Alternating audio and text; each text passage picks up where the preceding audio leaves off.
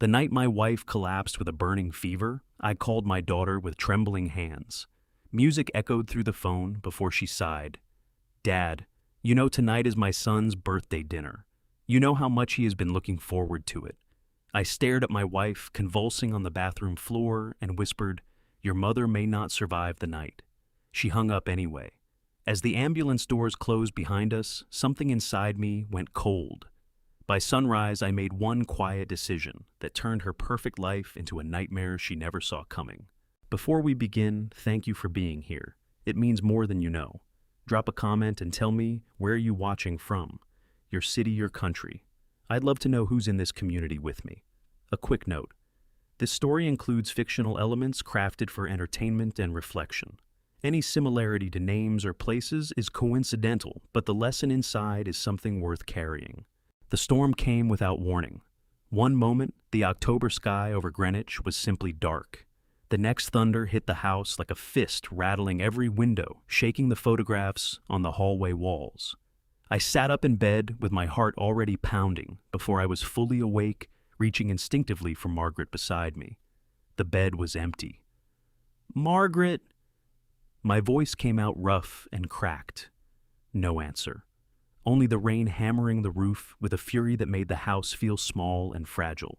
I found her on the bathroom floor. She was on her side, her white nightgown twisted around her, her silver hair spread across the cold tile. Her body was shaking, not trembling, not shivering, but shaking deeply and rhythmically in the way that told me something was catastrophically wrong. Her lips were moving, but the sounds coming out were not words.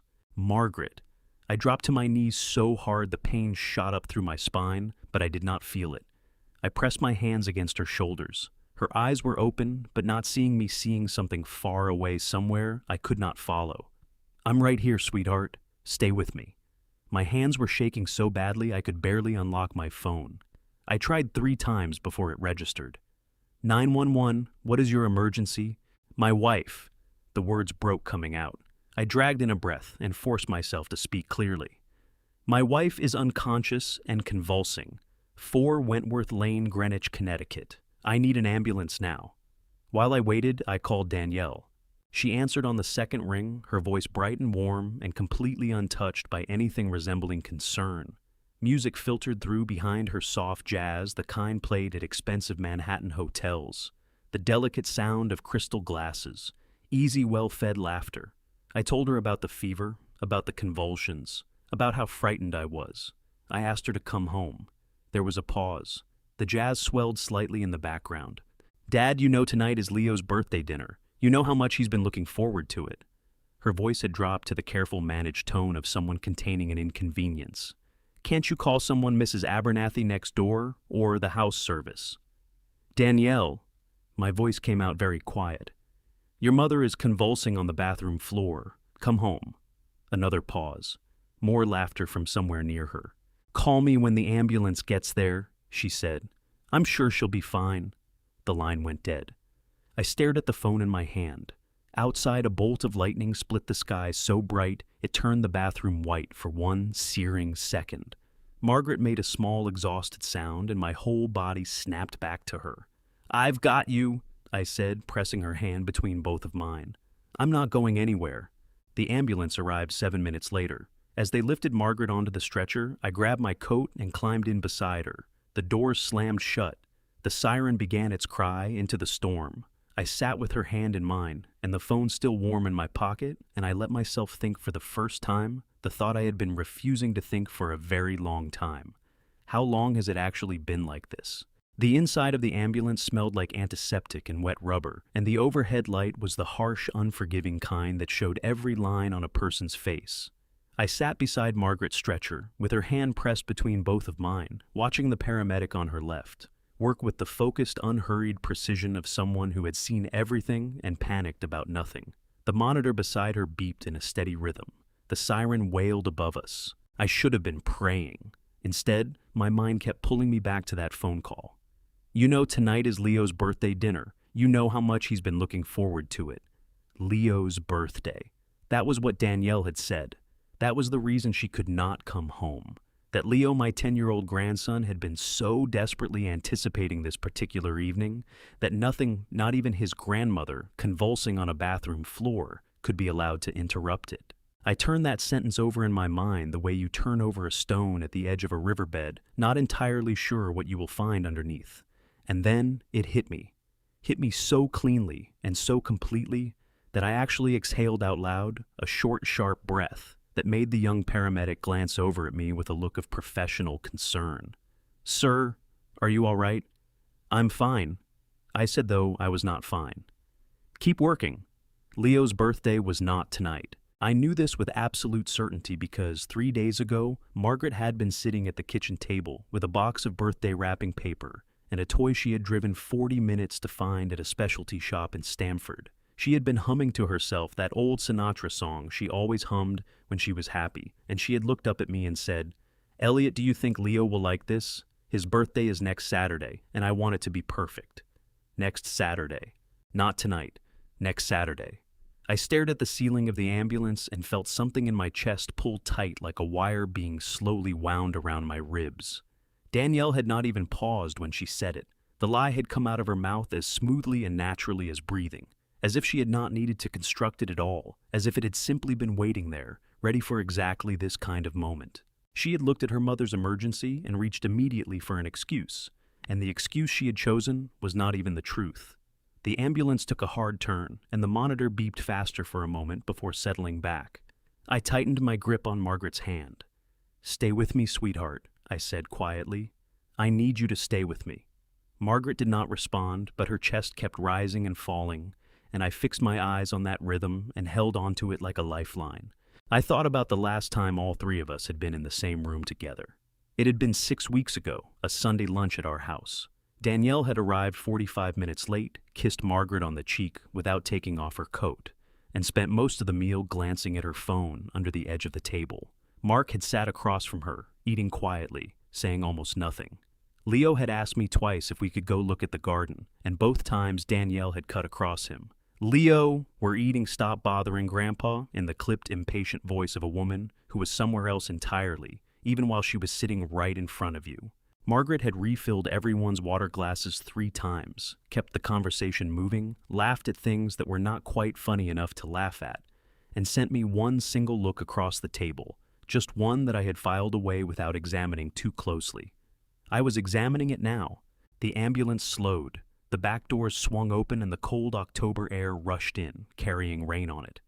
The paramedics moved with swift efficiency, pulling the stretcher out the wheels, snapping down onto the wet asphalt of the hospital bay. I climbed out after them, my knees aching from the hard floor of the vehicle, my dress shirt soaked through where I had been pressing against the cold metal wall. Greenwich Hospital's emergency entrance was blazing with light. A nurse met us at the doors, and then there were hands and voices and rolling wheels, and the particular organized chaos of a trauma team doing what trauma teams do. Someone pressed a clipboard against my chest and asked me questions. Margaret's full name, her date of birth, her medications, her physician, and I answered every one of them on autopilot, my mouth working, while my mind stayed fixed on one image. Danielle at a party.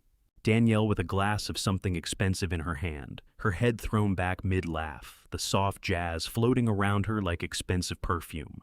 Danielle, who had looked at her phone and seen my name on the screen and felt what annoyance, inconvenience, a calculation quick and practiced of what the cost of leaving would be versus the cost of staying. A door swung shut ahead of me, and the trauma team disappeared behind it with my wife. A nurse with kind eyes steered me gently toward a row of plastic chairs along the wall. "The doctor will come out as soon as there's news," she said. "Can I get you anything, water, coffee?" "No." My voice came out rougher than I intended. I cleared my throat. "Thank you, no." She nodded and left me alone. The hallway was long and pale and lit with the particular merciless brightness of every hospital I had ever been in. A television mounted high on the wall was showing a weather forecast. On mute, a map of the northeastern seaboard, covered in animated rain clouds, a cheerful meteorologist gesturing at the storm that was currently tearing the roof off the world outside. I sat down in one of the plastic chairs. My coat was still in my hand. I had never managed to put it on, and I folded it across my lap and pressed my palms flat against it and breathed. 38 years. I had been married to Margaret Vance for 38 years, and in all that time, in every hard moment, every frightening moment, every moment when the ground shifted under our feet, she had never once been alone. I had always been there. Tonight she was in a room I could not enter with people I did not know, and the other person in the world who should have been here was standing in a hotel ballroom in Manhattan, raising a glass of champagne while the jazz played on. My phone buzzed in my pocket. I pulled it out, certain for 1/2 second that it was Danielle, that she had come to her senses, that she was calling to say she was on her way. It was a weather alert. Severe thunderstorm warning for Fairfield County through 6 a.m. I put the phone face down on my knee and looked at the closed doors at the end of the hall. "Come on, Margaret," I said to the empty hallway, my voice low and frayed at the edges, the voice of a man talking to himself, because there was nobody left to talk to. "Don't you leave me here alone." I have never been good at waiting.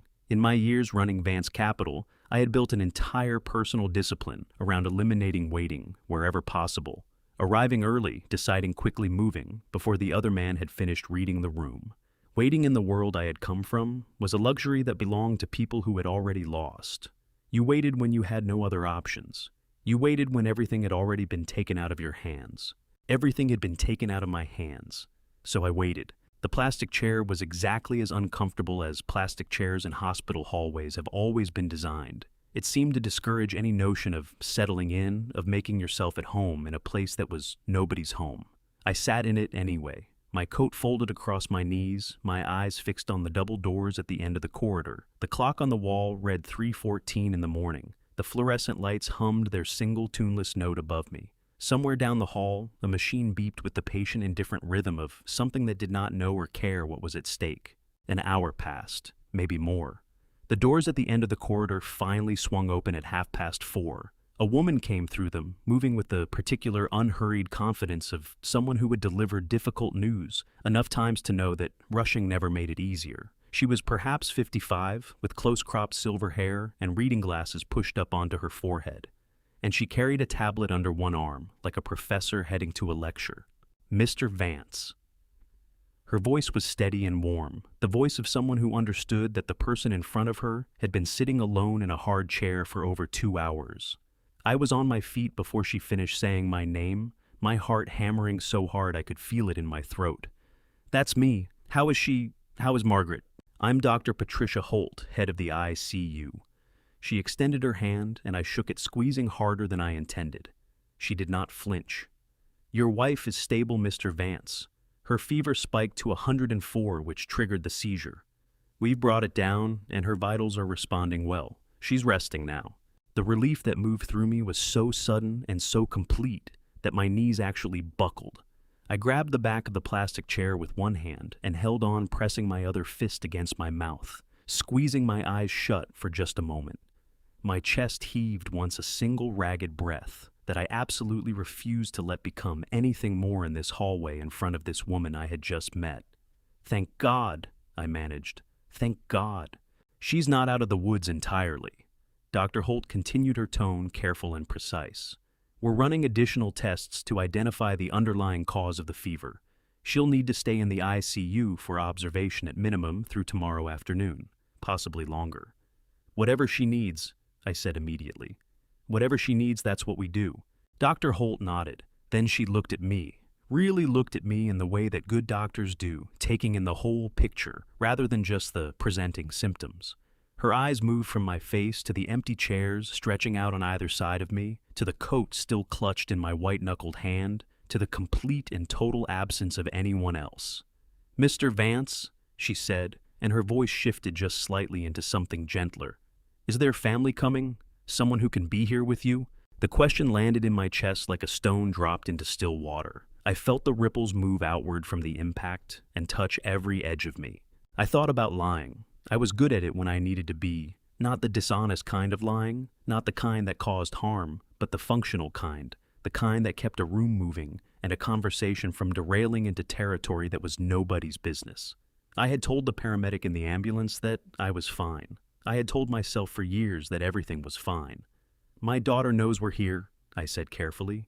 Dr. Holt held my gaze for a moment. She was too professional and too kind to push further, but something in her expression told me she understood exactly what I had not said.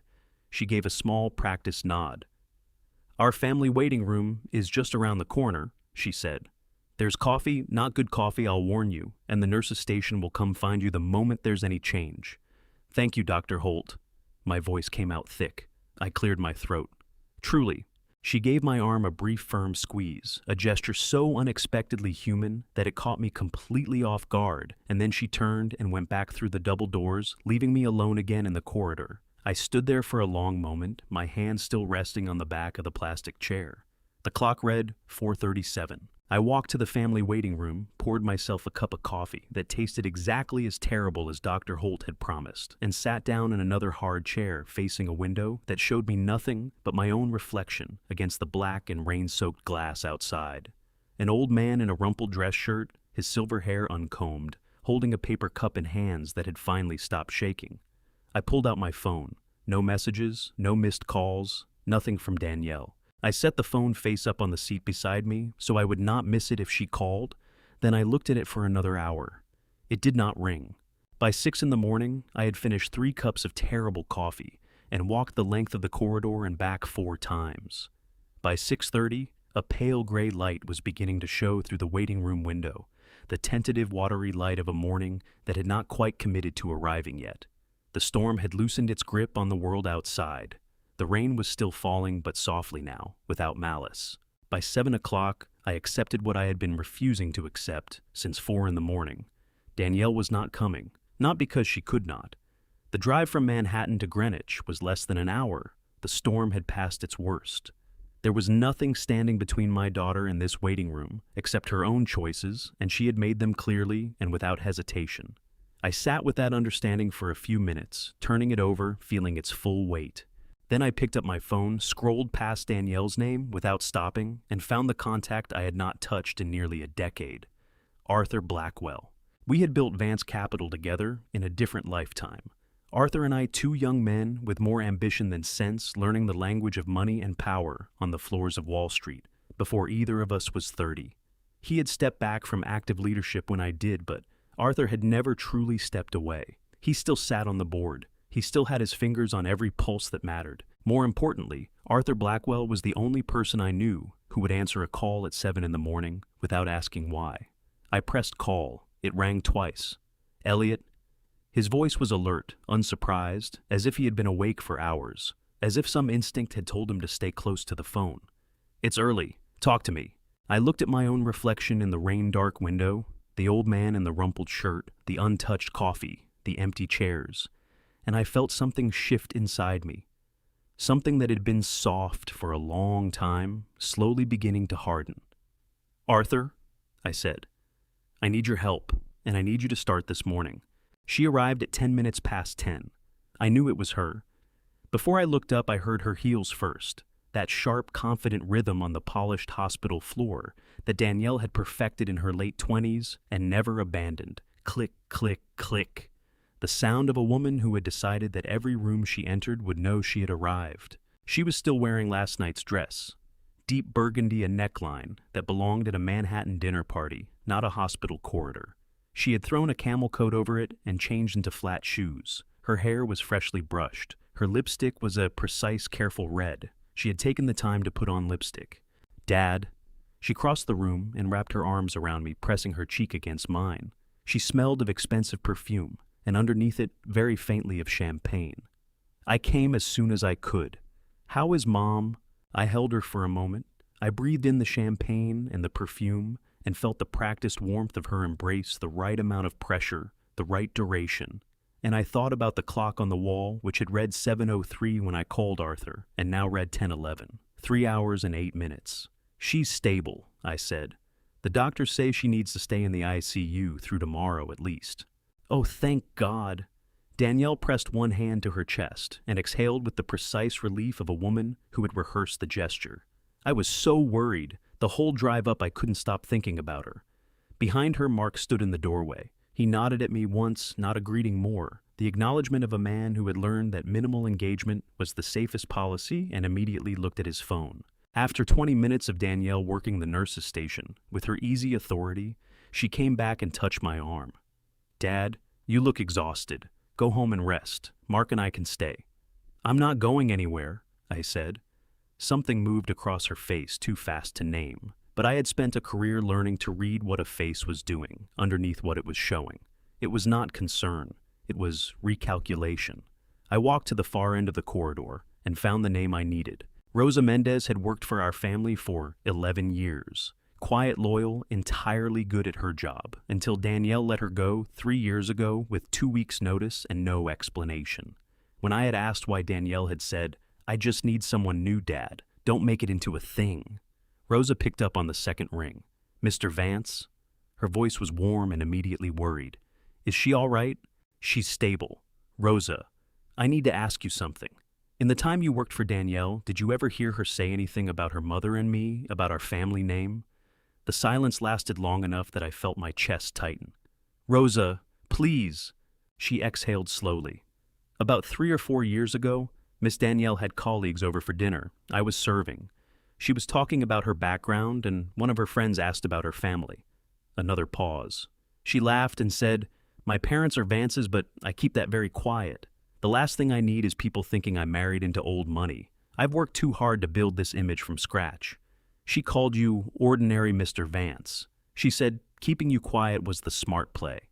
The parking lot below me blurred at the edges. I pressed my palm flat against the cold glass and held it there. Ordinary. 38 years of choosing Margaret over every boardroom, every deal, every glittering thing that had wanted my attention. 38 years of loving a daughter so completely that I had remade my entire life around her future. And the word she had chosen to her well-dressed colleagues over the good wine was ordinary. "Thank you, Rosa," I said.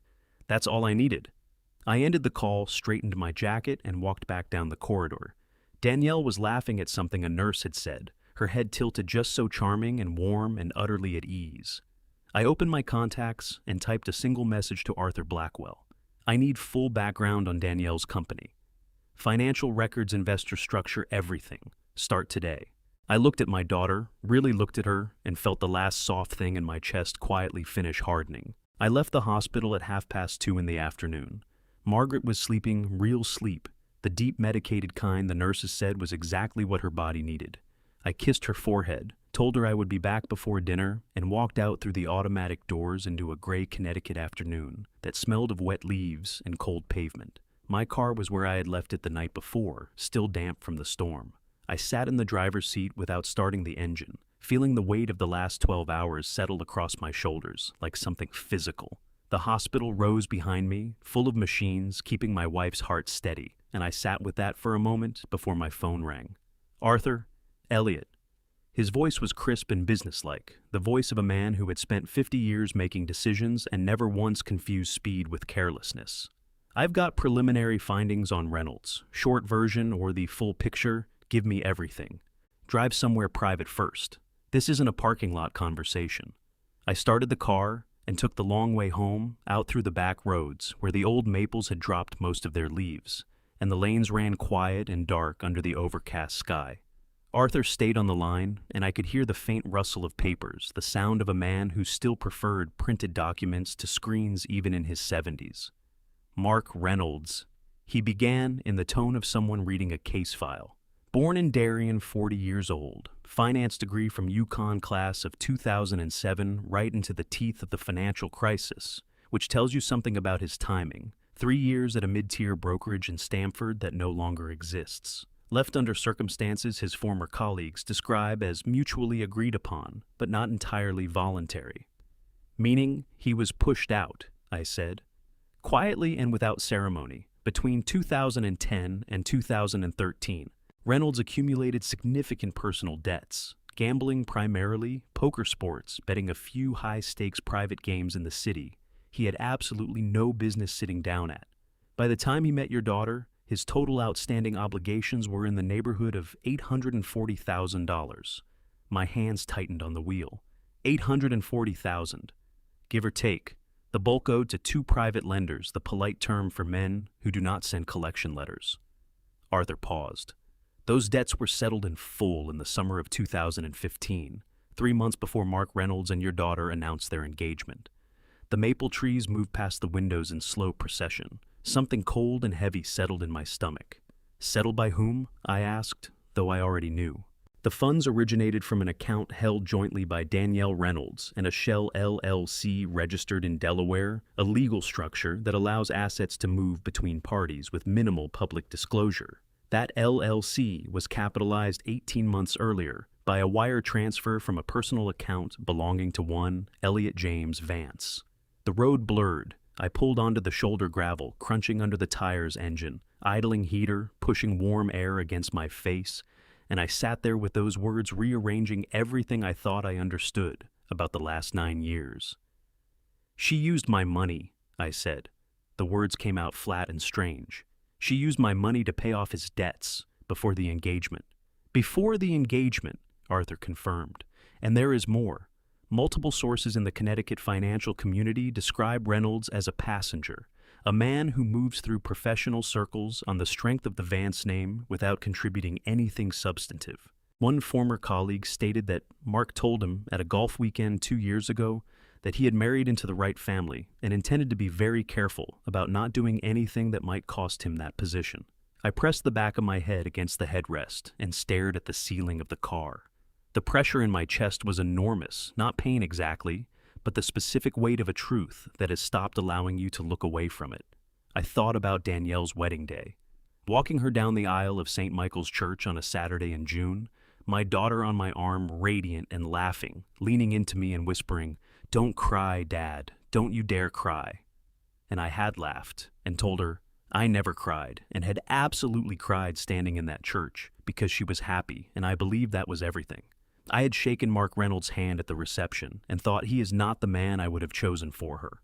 But she chose him.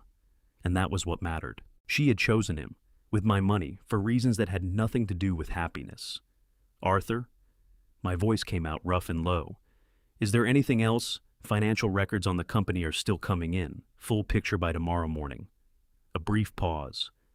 "But Elliot, I've known you 40 years. I watched you walk away from Vance Capital at its peak because Margaret was happy in Greenwich and you loved her more than you loved being important. I never said this because you didn't need me to, but I'm saying it now." His voice took on a weight I had not heard from him in years. "You are not an ordinary man. Whatever she told those people at that dinner table, it is wrong, and part of you has known for a long time that something wasn't right." The ache moved outward from my chest and pressed hard behind my eyes. I gripped the wheel with both hands and breathed through it the way you breathe through physical pain when you cannot make it stop. "Thank you, Arthur," I said finally. "Get some rest. I'll call you in the morning." I sat on the shoulder of that back road for a long time after he hung up the bare maple branches moving slowly against the gray sky, the heater humming its single note, and I let the full weight of what I had just learned settle into every part of me. My son-in-law was a purchased man. My daughter had bought him with my money and presented him to me as a choice she had made freely, and I had stood in a church and cried tears of happiness about it. I had been so desperate to believe that everything I had given and sacrificed had produced something real. I had wanted it to be true so badly that I had looked at every sign that it wasn't and chosen not to see it. I put the car in drive and pulled back onto the road. My phone buzzed on the seat beside me. A text from Danielle. "Dad, can you sign those company documents this week? Really time sensitive. Thanks." I read it once, put the phone face down, and kept driving. Arthur's email arrived at 11:40 the following morning. Subject line, Reynolds Financial Preliminary Summary. No greeting, no preamble. Arthur had always believed unnecessary words were a form of disrespect for the reader's time. I opened the report and began reading. Danielle's company, Reynolds Style. Grouped the fashion brand she had launched 6 years ago with seed money I had provided without hesitation, had posted losses in each of the past 3 fiscal years. Not the controlled strategic losses a growing company sometimes absorbs deliberately. These were the losses of a business hemorrhaging cash from multiple wounds, simultaneously burning through its reserves, with the quiet desperation of a ship taking on water, while the passengers on the upper deck kept ordering champagne. Year 1, a loss of $1.2 million. Year 2, $1.8 million. Year 3, $2.4 million and climbing. My God, I said aloud to the empty study. I had given Danielle the seed capital because she had asked, and because I had believed in her, and because believing in your children is what parents do. I had not asked to see the books afterward. I had not requested quarterly reviews or any of the ordinary due diligence I would have demanded from any other investment in my professional life. She was my daughter. I had trusted her completely and without conditions and without ever stopping to ask whether the trust was being honored. I scrolled further. Arthur's team had traced the company's survival to a single source, a private fund called Meridian Capital, which had injected $3.1 million across 4 separate tranches, each timed precisely to when the company's cash reserves had dropped to critical levels. I stared at that name, Meridian Capital. 12 years ago, when Margaret and I had first settled into Greenwich, I had established a small private investment vehicle in her name, built from a portion of her personal inheritance. I had named it Meridian Capital because Margaret had told me once that meridian was her favorite word. "It means the highest point," she had said, smiling, "the moment of perfect clarity before the descent." I had structured it as a blind fund managed independently by a small firm in Westport, with instructions to reinvest returns conservatively. I had not looked at its portfolio in 4 years. I pulled up the management portal, entered credentials I had not used since the year Margaret's mother, passed and navigated to the current holdings summary.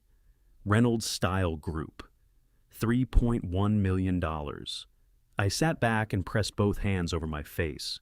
The investment firm in Westport operated on a discretionary basis, making allocation decisions independently, without consulting me for each transaction. Reynolds Style Group would have appeared to them as a legitimate mid-market brand. Arthur's team found that the investment proposals submitted to the Westport firm each year had been accompanied by financial projections that bore no resemblance to the company's actual performance projections, prepared according to the email record by Ethan Cole's office. The Westport firm had no reason to doubt them and no reason to connect the brand to my family. They had been pumping Margaret's money into our daughter's failing company, and Danielle had no idea where the lifeline was coming from. My phone buzzed. "Arthur, you've read it," he said, not a question. "I've read it." My voice came out steadier than I felt. "Arthur, how long does the company have if Meridian stops investing?" A pause the kind Arthur took when the answer was worse than the question implied. At current burn rate, approximately 90 days before they would need to file Chapter 7, full liquidation, not reorganization. Assets sold, entity dissolved. He paused again. "But, Elliot, there's one more thing. My team found a filing from 2 weeks ago. Danielle's attorney, a man named Ethan Cole, submitted an inquiry to the Westport firm, asking about Meridian's ownership structure."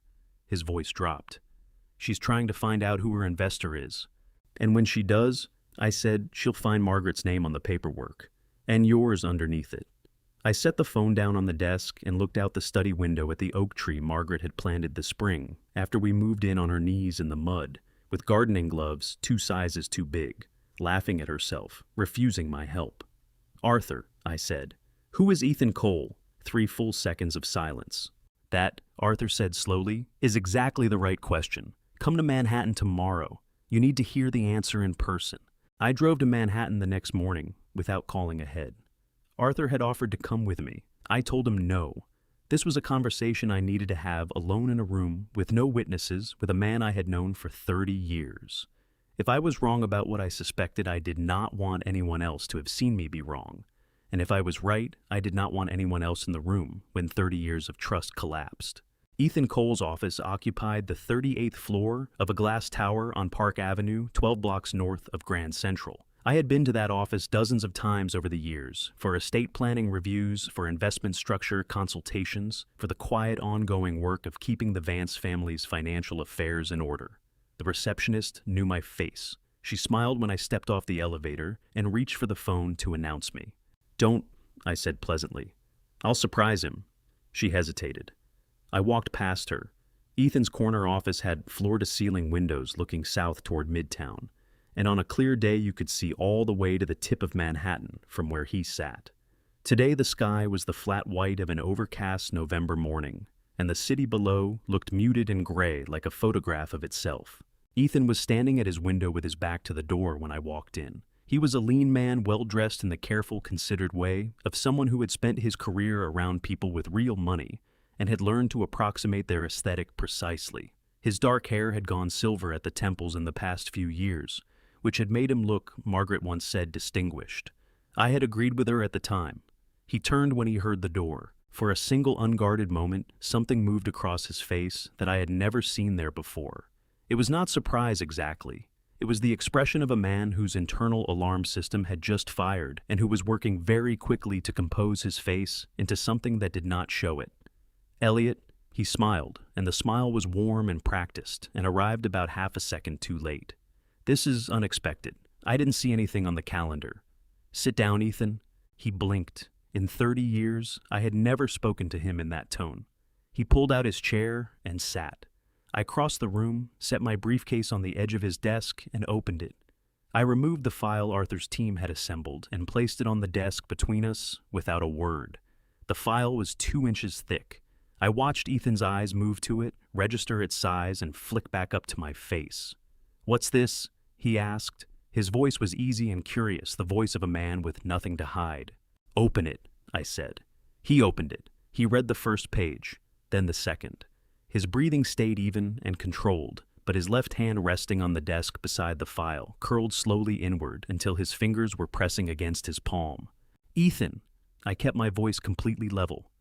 "I am going to ask you one question. I am going to ask it once, and I need you to understand that I have spent 40 years reading people across tables, and I will know immediately if what you tell me is not the truth."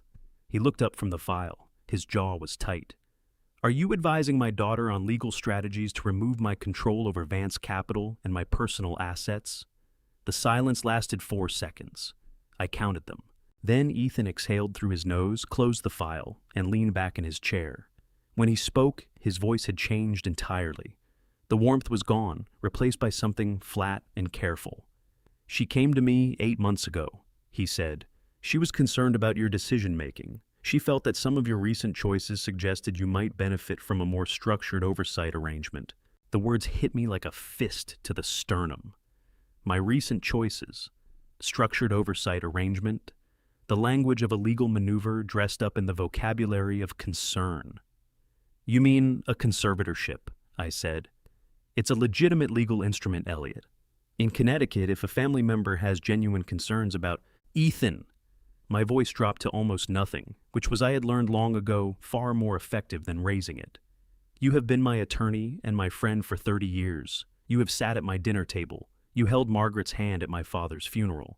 You are Leo's godfather." I paused and let each of those facts settle in the room between us like stones.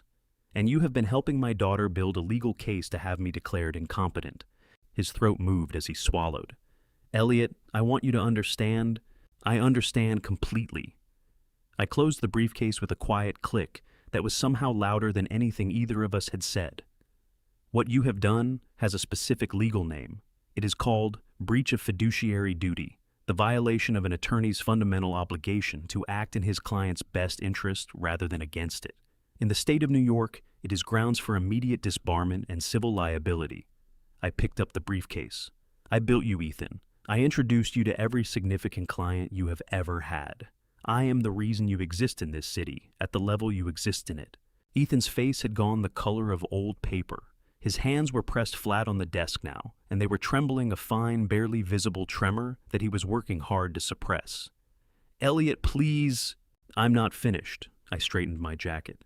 "You have until the end of business today to withdraw from any and all legal engagements connected to my daughter or my family's affairs. If you do not, I will file a formal complaint with the New York State Bar Association by 9 a.m. tomorrow morning. I will also be pursuing civil action for damages." I looked at him across the desk. This man I had trusted with everything, this man who had sat at my table and shaken my hand and called himself my friend, and I felt the particular devastating grief of something that cannot be repaired. "Do not call me Ethan. Do not contact Margaret. We are done." I turned and walked to the door. "Elliot." His voice cracked on my name raw and desperate. "I'm sorry. I am genuinely sorry." She was very persuasive, and I thought, "I know what you thought." I did not turn around. "You thought I was old, and that it would be easy, and that no one was watching. You were wrong on all 3 counts." I walked out. The elevator ride down 38 floors took 90 seconds. I stood with my back against the wall and my briefcase in both hands and my jaw clenched so tight my back teeth ached and I breathed through the enormous pressure behind my eyes until the doors opened and the lobby of the building received me with its cold marble floors and its indifferent foot traffic and its complete ignorance of what had just happened on the floor above. Outside on Park Avenue, the November air hit my face and I stopped walking and stood on the sidewalk while the city moved around me. My phone buzzed in my coat pocket. An unknown number. I answered anyway. Mr. Vance? The voice was male low and wound tight with barely controlled anxiety. This is Mark Reynolds. I need to meet with you. Alone. Tonight. A short, unsteady breath. I have something you need to see, and I think we're both running out of time. I chose the meeting place. A small coffee shop on the outskirts of Greenwich called The Wren. The kind of place that had been in the same location for 30 years. And had never once felt the need to update its vinyl booths or its laminated menus. Nobody I knew went there. That was the point. Mark was already inside when I arrived at 7:15. He had chosen a booth in the back corner, away from the windows, and he was sitting with both hands wrapped around a mug of coffee he had clearly not been drinking. He was wearing a gray jacket over a blue shirt, no tie, and he looked like a man who had not slept in 2 days. Eyes red at the rims, jaw unshaved, a muscle jumping steadily in his cheek. When he saw me come through the door, something in his shoulders dropped, as if he had been holding himself rigid for hours and had finally run out of the strength to keep doing it. I slid into the booth across from him. A waitress appeared immediately, and I ordered black coffee without looking at the menu. "Thank you for coming," Mark said. "You said we were both running out of time," I said. "I took that seriously." He nodded. His hands tightened around the mug and then released it, and he pressed them flat on the table instead, like a man trying to hold himself steady. "I need you to understand something before I start.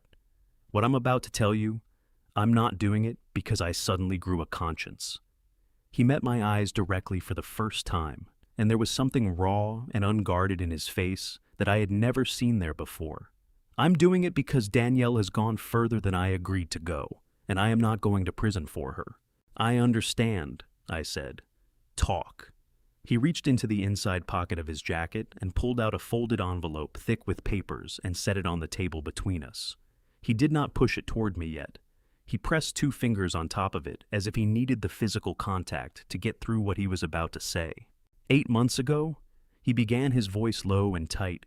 Danielle came home from a meeting with Ethan Cole and told me she had found a way to secure the family's future. That was the phrase she used, secure the family's future. His jaw tightened. She said she had been working with Ethan on a plan to establish a conservatorship over your personal affairs and your controlling interest in Vance Capital. She said it was the smart play that you were aging, that your decision-making had become unpredictable, and that a court-appointed arrangement would protect everyone. The coffee arrived. I wrapped my hands around the mug and held it without drinking. A conservatorship in Connecticut. I said, keeping my voice even, requires a petition for conservatorship filed with the probate court. It also requires independent medical documentation, specifically evaluations from at least 2 licensed physicians, confirming that the subject lacks the capacity to manage their own affairs. I looked at Mark steadily. "I am not losing my mind, Mark. Everyone in this situation knows that." "Yes." The word came out of him like something he had been holding back. "Yes, I know that. And so does Danielle." He swallowed hard, his throat working. "She hired a private physician named Dr. Gerald Marsh, a retired psychiatrist who Ethan had used before for other matters. Marsh evaluated you without your knowledge based on second-hand accounts and some financial records Ethan provided. He produced a written assessment suggesting early cognitive decline." Mark's voice dropped lower. "Danielle was looking for a second physician to sign a corroborating evaluation. She had 2 candidates in mind. She was planning to approach them within the next 3 weeks. I set my coffee mug down very deliberately on the table. The anger that moved through me in that moment was not the hot, explosive kind. It was the cold kind, the kind that settles in the bones and does not burn itself out quickly, the kind that has patience and precision and does not waste itself on noise. I had felt it only a handful of times in my life, always at moments of genuine injustice, and I recognized it now, the way you recognize an old, dangerous acquaintance. My own daughter, colluding with a man who had betrayed my trust for 30 years, manufacturing medical evidence, preparing to walk into a Connecticut courtroom, and tell a judge that Elliot Vance, the man who had built Vance Capital from nothing, who had navigated the crash of '87 and the collapse of 2008, who had protected his family through every storm the world had sent, could no longer be trusted to manage his own affairs. "The document," I said. Mark slid the envelope across the table. I opened it.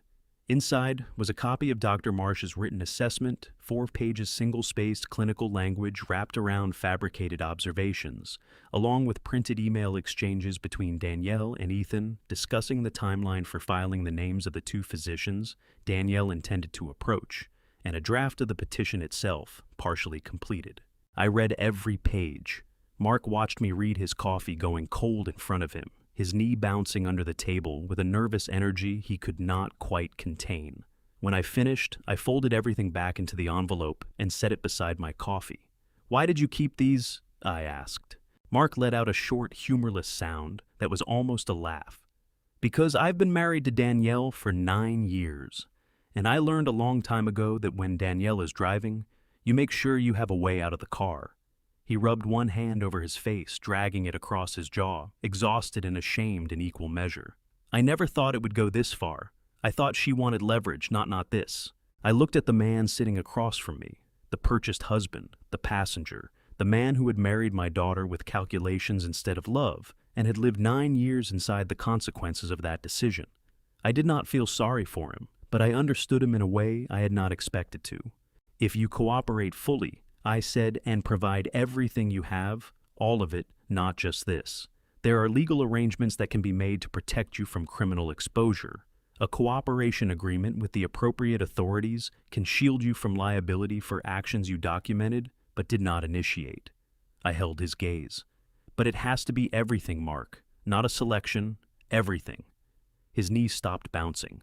He straightened slightly. "I have more," he said quietly. "Financial records, email threads, a recording. Bring it all." I picked up the envelope and put it inside my jacket. "Tomorrow morning, my house." I stood and pulled on my coat. "And Mark, do not tell Danielle we met. Not tonight, not tomorrow." I looked down at him. "Can you do that?" He nodded, and for the first time since I had walked in, he looked like a man who had made a decision he could live with. Outside, the November night was cold and clear, the storm long gone, the stars sharp and bright over the Connecticut tree line. I walked to my car and sat for a moment before starting the engine. I pulled out my phone and called Arthur. "I need Judge Harold Mercer," I said when he answered. "Not next week, this week." Arthur did not ask why. "I'll make the call tonight," he said. Mark arrived at 8:15 the following morning, carrying a leather messenger bag that looked like it weighed more than he did. I had the coffee ready. I had also called Arthur at 6 a.m. and asked him to be on the line by 8:30. The study felt different that morning, the same room where I had sat reading financial reports 2 days ago, but charged now with a different kind of energy. The energy of something that had stopped being defensive and started being deliberate. Mark set the bag on the desk without ceremony and unzipped it. What came out was a stack of materials that he laid out one by one, like a man playing cards he had been holding close to his chest for a very long time. Bank statements first. He said, his voice flat and businesslike, stripped of the anxiety that had marked him the night before. He had made his decision, and he was living inside it now. These cover 18 months of transactions between the Reynolds-style group operating account and 3 subsidiary accounts that Danielle controls personally. The transfers don't appear in the company's official books. He tapped the first stack. That's because they were recorded as vendor payments. The vendors don't exist. I picked up the top statement and scanned it. The numbers were not small. "How much in total?" I asked. "Across all 3 accounts, somewhere between $900,000 and $1.1 million. He said it without flinching, which told me he had been sitting with that number for long enough that it had lost its power to shock him.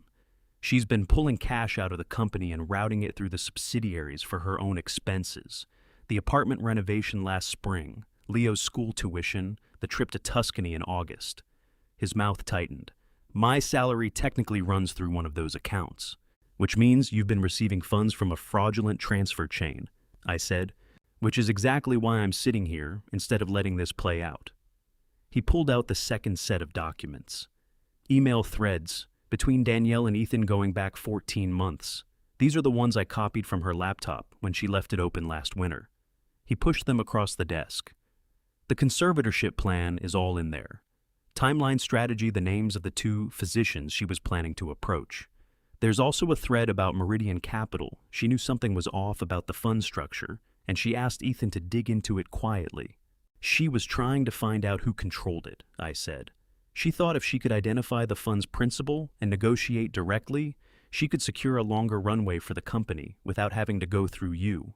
He paused. She didn't know it was Margaret's money. She still doesn't. I set the emails aside and looked at the third item Mark had placed on the desk, a small digital recorder, the kind that fits in a shirt pocket. "What's on that?" I asked. Mark reached over and pressed play. Danielle's voice filled the study, clear and precise, the voice I had known since she learned to form words. "The timeline has to move faster, Ethan. The Meridian situation is getting complicated, and if the fund pulls out before we file, we lose our leverage completely. I need Marcia's report finalized and the second physician lined up within 2 weeks. Can you make that happen?" Ethan's response was quieter, slightly muffled, but audible. "I can make it happen. But Elliot, if he starts asking questions..." "He won't," Danielle said, and her voice carried the absolute unbothered confidence of someone who has never once considered that they might be wrong. "He's been in Greenwich playing house for 10 years. He doesn't know how any of this works anymore." Mark reached over and stopped the recording. I sat with the sound of my daughter's voice hanging in the air of my study. That voice I had heard say its first word. That voice I had heard read its first book aloud, stumbling over the long words and looking up at me for reassurance, and I felt the grief of it move through me like a current, deep and cold and thorough. Then I picked up my phone and called Arthur. "It's everything we need," I said when he answered.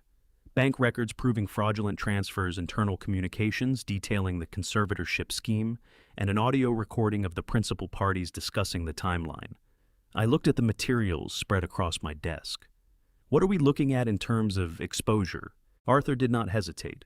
On the civil side, fraud, breach of contract, conversion of company assets. On the criminal side, depending on how the DA wants to proceed, wire fraud, potentially conspiracy.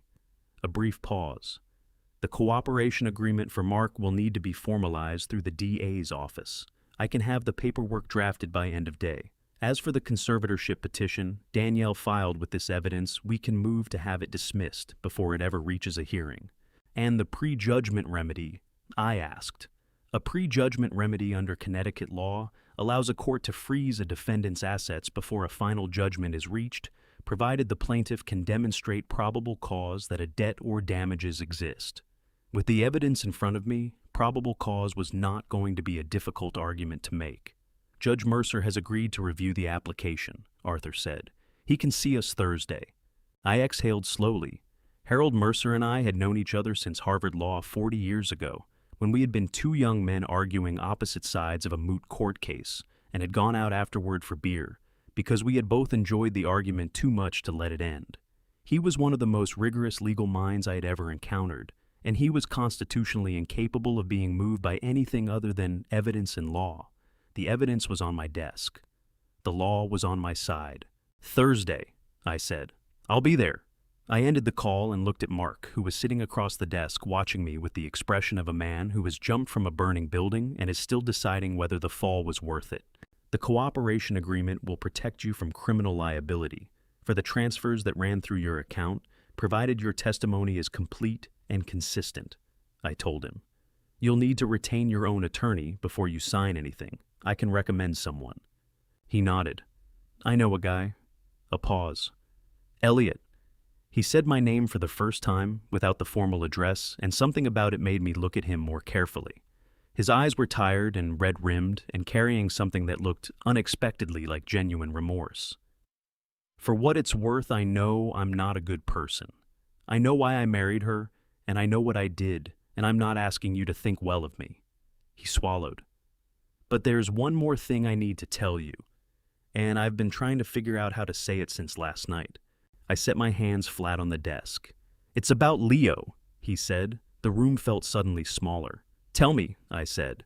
Before I reveal what Mark told me next, the one thing that broke through every wall I had built around myself, drop a 10 in the comments. So I know you're still here with me, because what you're about to hear is the part of this story I still find hardest to say out loud. A gentle reminder, parts of this story are fictional, shaped to carry a message worth hearing. If that's not for you, this is a good place to step away. But if you stay, I promise what comes next will stay with you. Mark did not speak immediately. He pressed both hands against the edge of the desk and looked down at them, and I watched his jaw work as if he were chewing on the words, testing them for weight before he let them out into the room. Whatever was coming, it was costing him something to say it. I could see that clearly. And the fact that it was costing him something, this man, who had calculated everything, who had entered my family's life as a transaction and lived in it as a strategy, told me that what he was about to say was the worst thing yet.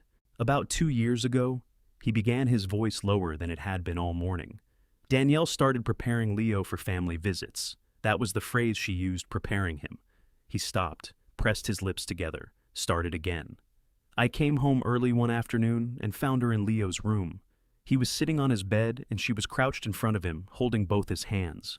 I stood in the doorway and she didn't hear me come in. He stopped again. His knuckles had gone white against the desk edge. "Mark," I said quietly. "Tell me." She was coaching him, Mark said, on how to behave with you and Margaret, what to say, what to ask for. She told him. His voice cracked slightly and he pulled in a breath and forced himself to continue.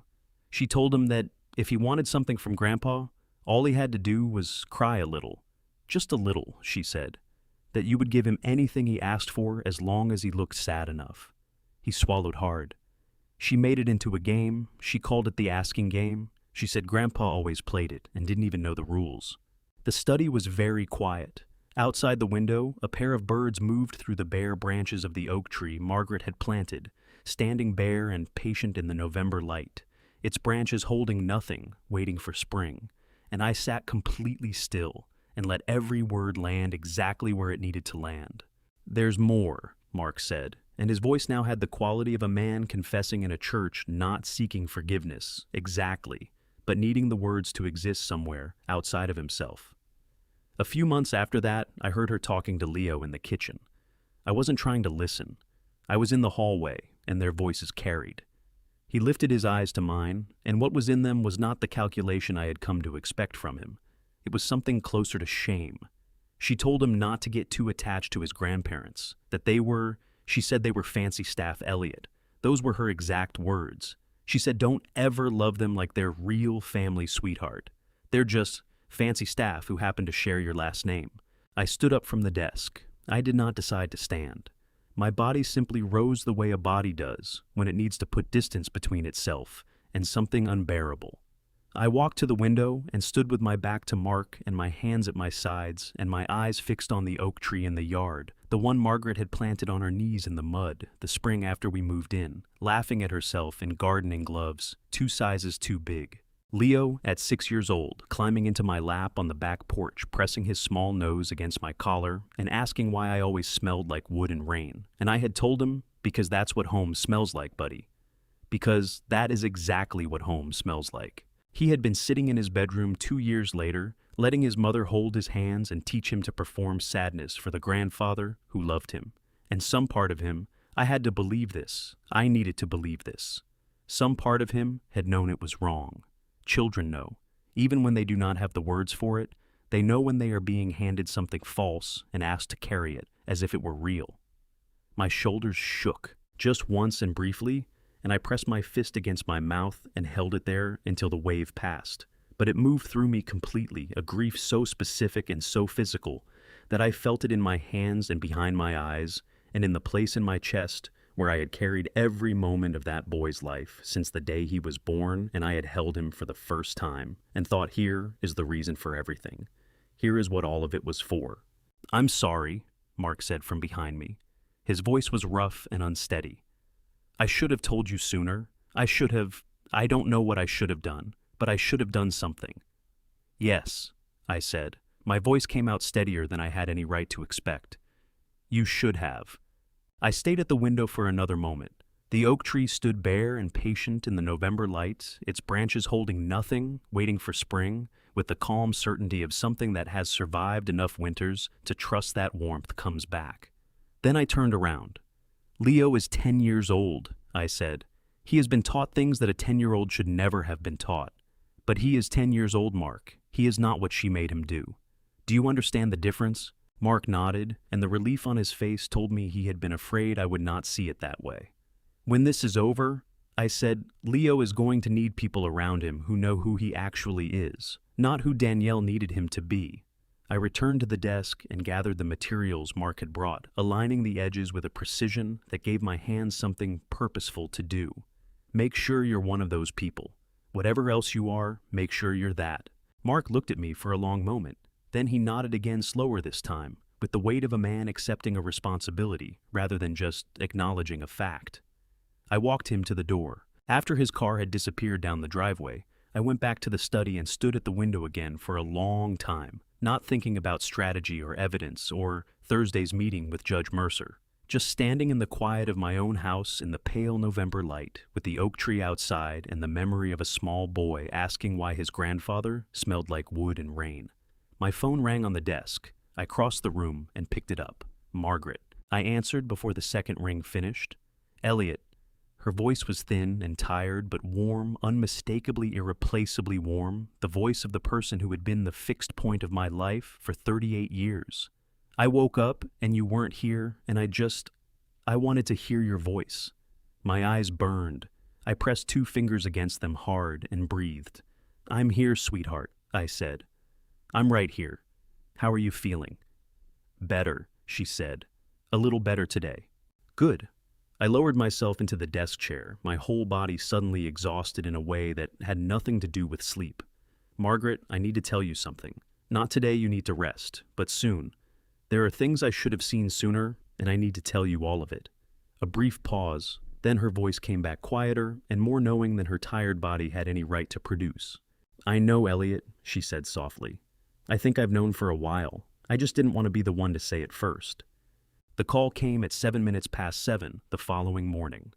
I was in the kitchen standing at the counter with a cup of coffee and yesterday's Wall Street Journal that I had not actually been reading when my phone rang, with a number I recognized immediately, the direct line of Hargrove and Associates, the firm that had handled Vance family legal affairs since before I was born. Mr. Vance. The voice belonged to Peter Hargrove, the 3rd generation of his family, to serve mine, a precise and careful man in his early 60s, who communicated entirely in measured sentences, and had never once in my experience called anyone before 9 in the morning without excellent reason. I apologize for the hour, but there is a matter connected to your mother's estate that has become time-sensitive, and I believe you need to hear it today.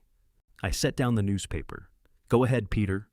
I would prefer to do this in person, sir. Can you come to the office this morning? Hargrove and Associates occupied a converted federal-style building on Mason Street in downtown Greenwich, 3 blocks from the courthouse, the kind of office that communicated institutional permanence through dark wood paneling and the specific smell of paper that has been important for a very long time.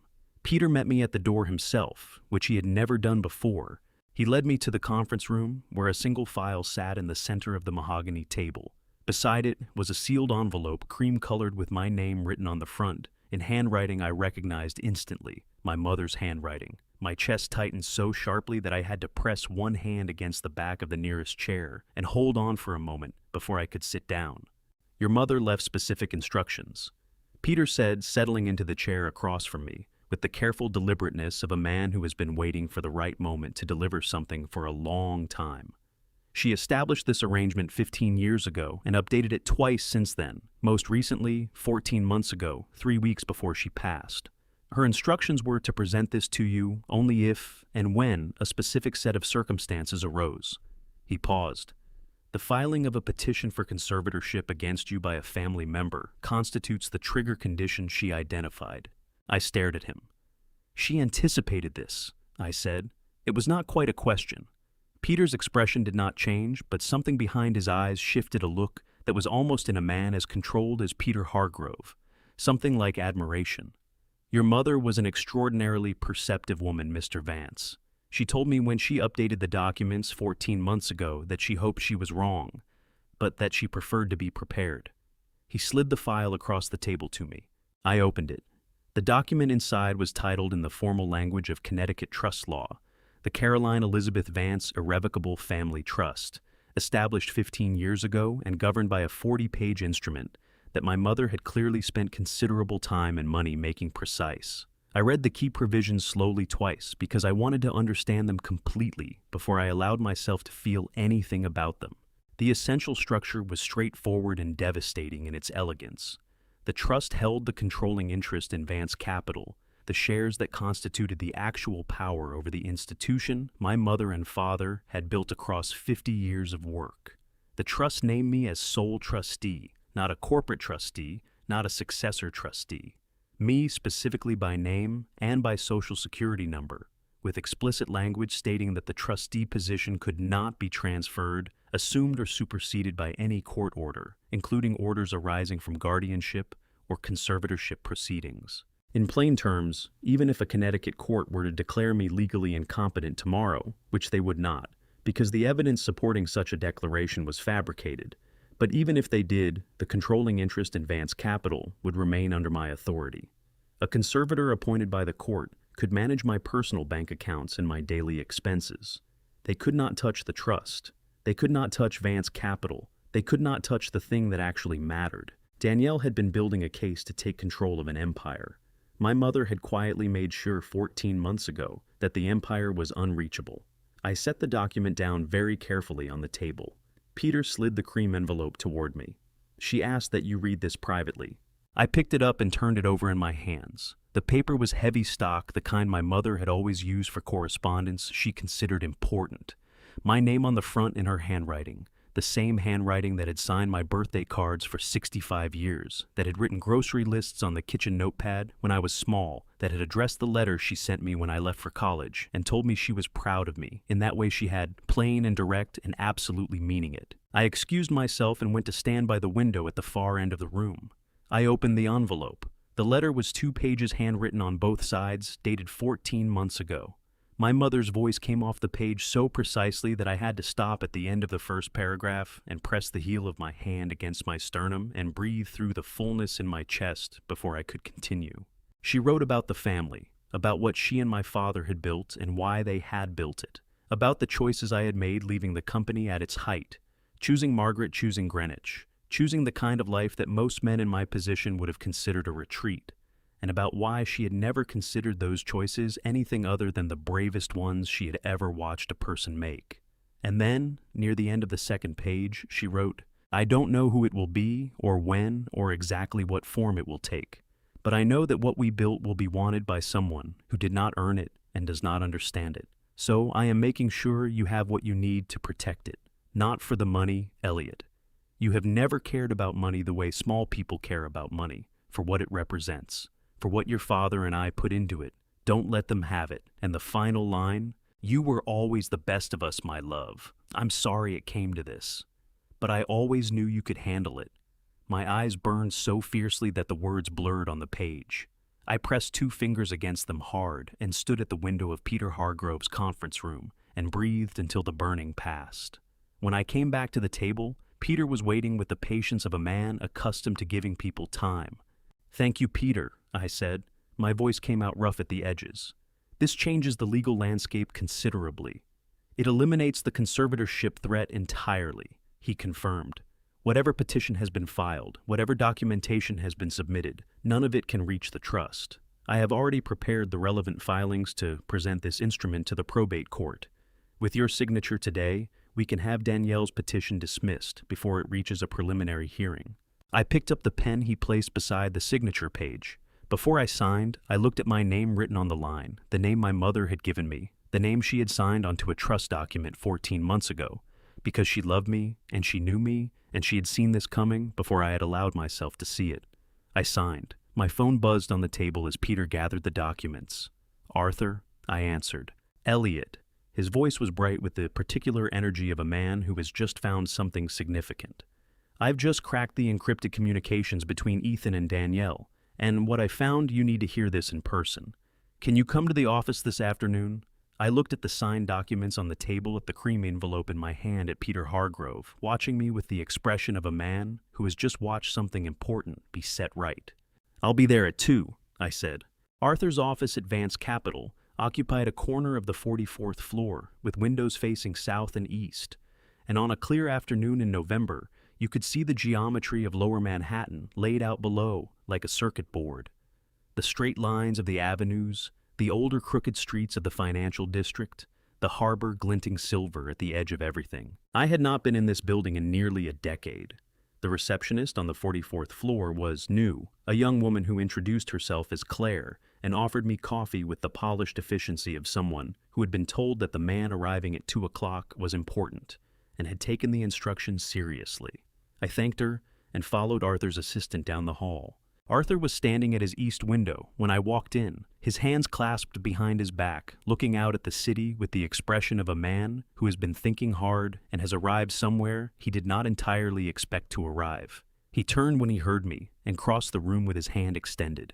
We shook hands the way men shake hands when something serious is happening, firmly, briefly holding the grip a half-second longer than usual.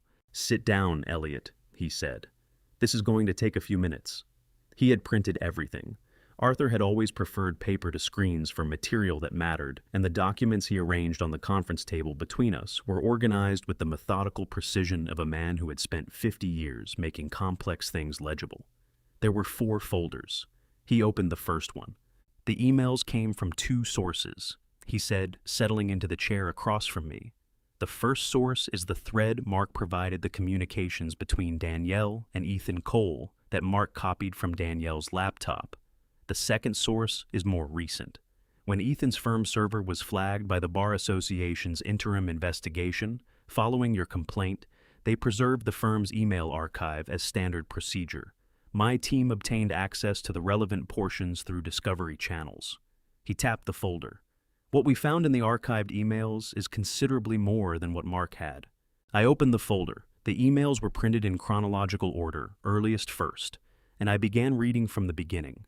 The earliest exchange was dated 6 years ago, 4 months after Danielle's company launched, 8 months before she married Mark. The correspondence began professionally. Ethan writing to Danielle about investment structures, about tax-efficient ways to receive capital from outside sources, about the mechanics of setting up the Delaware LLC that had eventually been used to pay off Mark's gambling debts. Standard legal advice, the kind that would look entirely appropriate in isolation. But the tone changed by the 3rd month. The language grew warmer, more personal, references to dinners, to weekends, to a trip to Charleston that was described in terms that had nothing to do with business. And woven through it all in fragments and implications and moments of unguarded frankness was the architecture of something that had been built long before I had any idea it existed. Ethan had not simply been persuaded to help Danielle 6 months ago. He had been part of this from the beginning.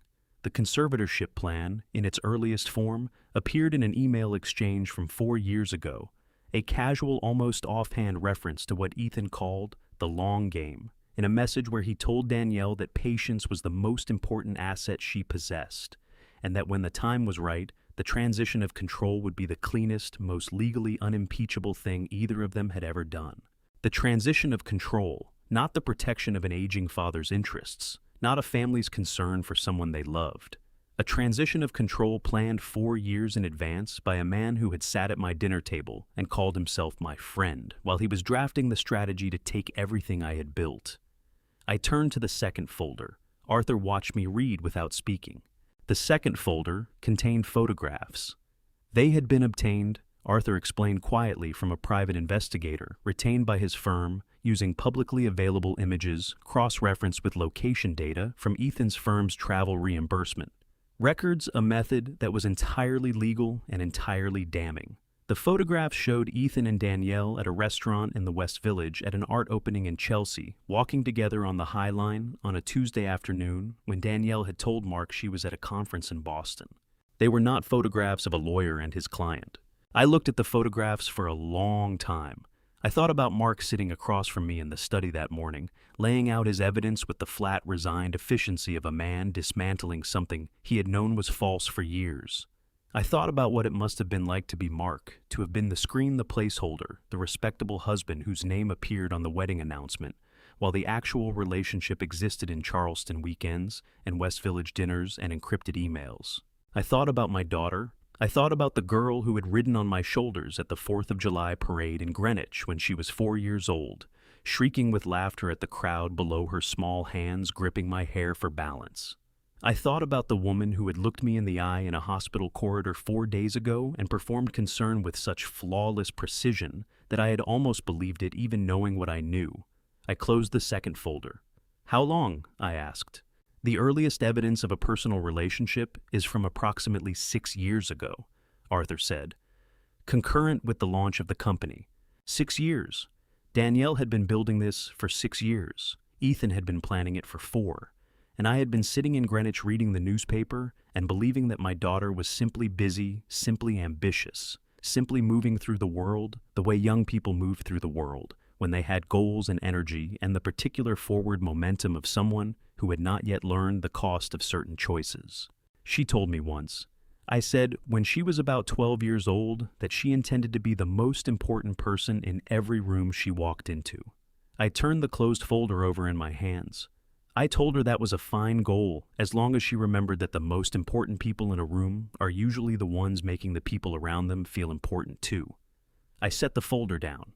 She didn't say anything. I thought she was thinking about it. I think now she was just waiting for me to finish. Arthur looked at me steadily. "Elliot, what do you want to do?" I sat with the question for a moment.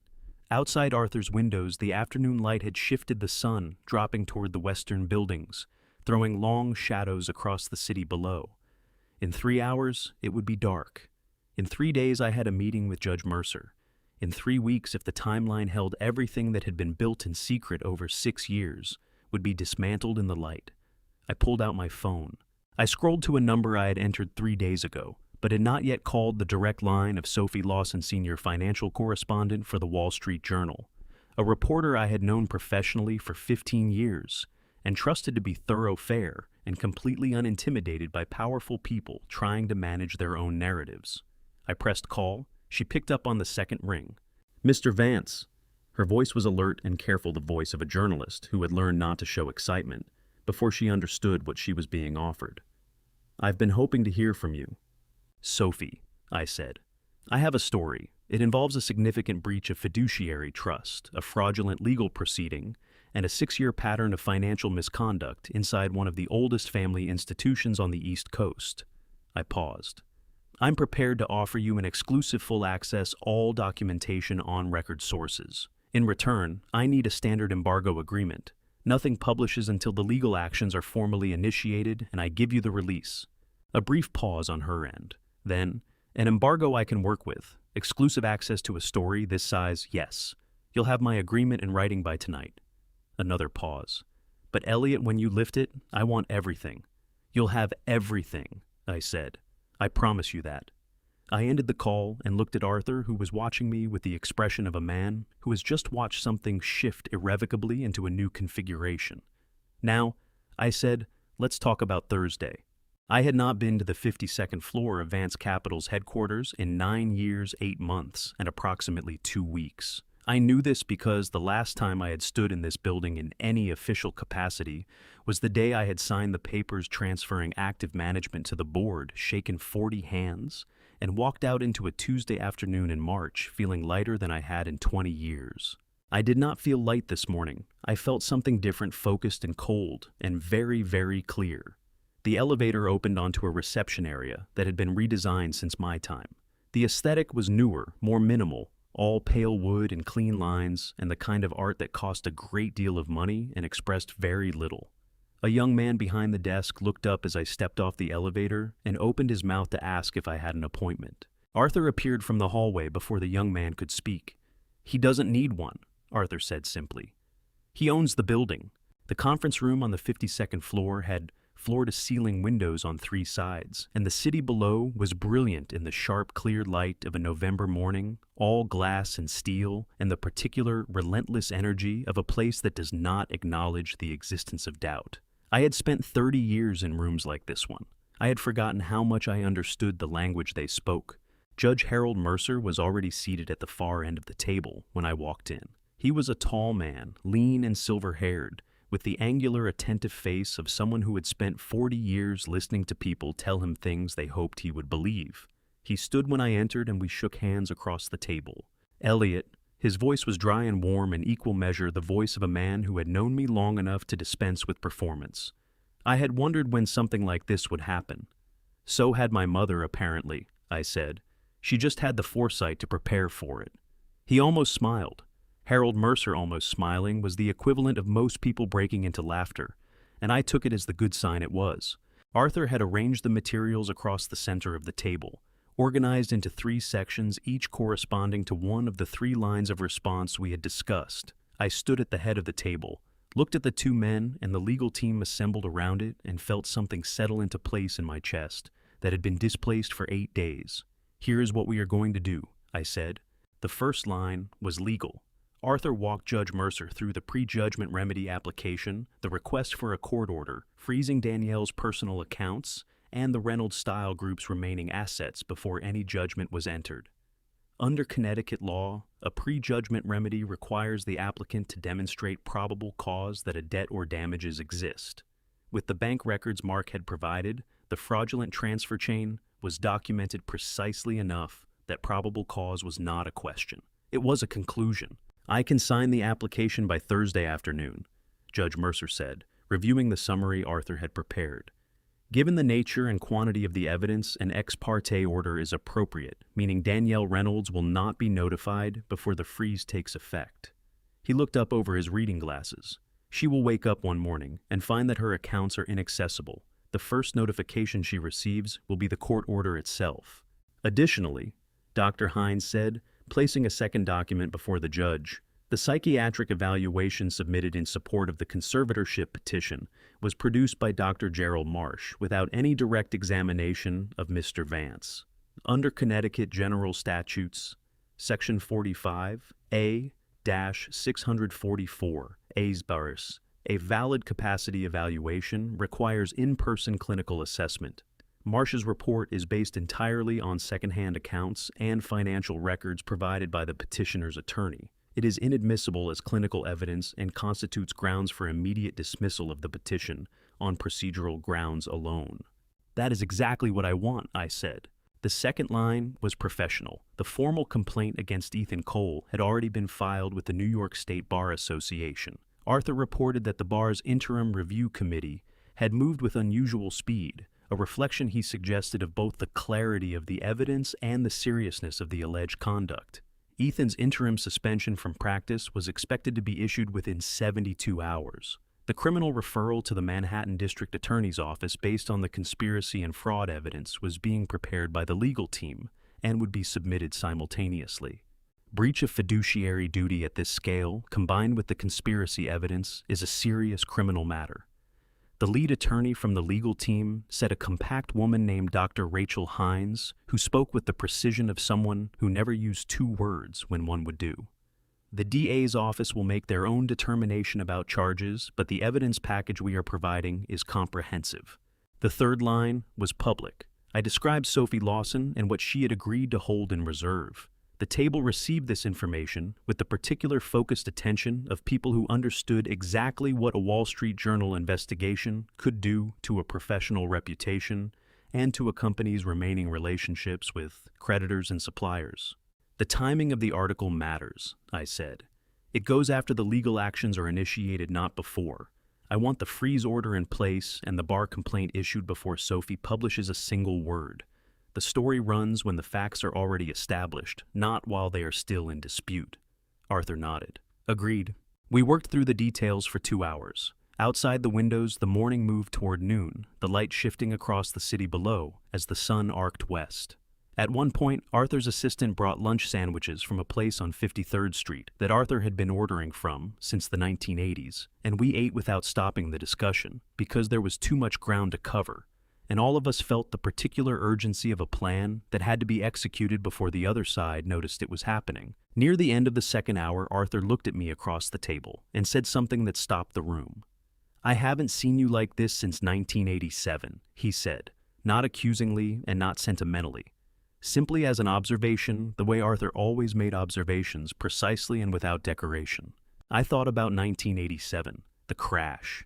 The weeks of 16-hour days, the calls at 3 in the morning, the specific razor-sharp clarity that descends when everything is genuinely at stake and there is no margin for imprecision. In 87, I was fighting for money," I said. "This time, I'm fighting for Margaret." The room was quiet for a moment. Then Harold Mercer picked up his pen and returned to the documents, and the meeting continued. We were wrapping up when Arthur's assistant knocked and entered with the expression of someone delivering information they had been asked to bring immediately, regardless of what was happening. Mr. Vance. She addressed me directly, which told me Arthur had already briefed her on the day's hierarchy. I've just received notification from the probate court clerk's office. Danielle Reynolds filed a completed petition for conservatorship this morning. She found her second physician. A pause. The petition lists a hearing date 22 days from today. The room absorbed this information. I looked at Judge Mercer. He looked back at me with the calm, unruffled expression of a man who has seen people try to outrun consequences before and knows how that story ends. 22 days, I said. That's plenty of time.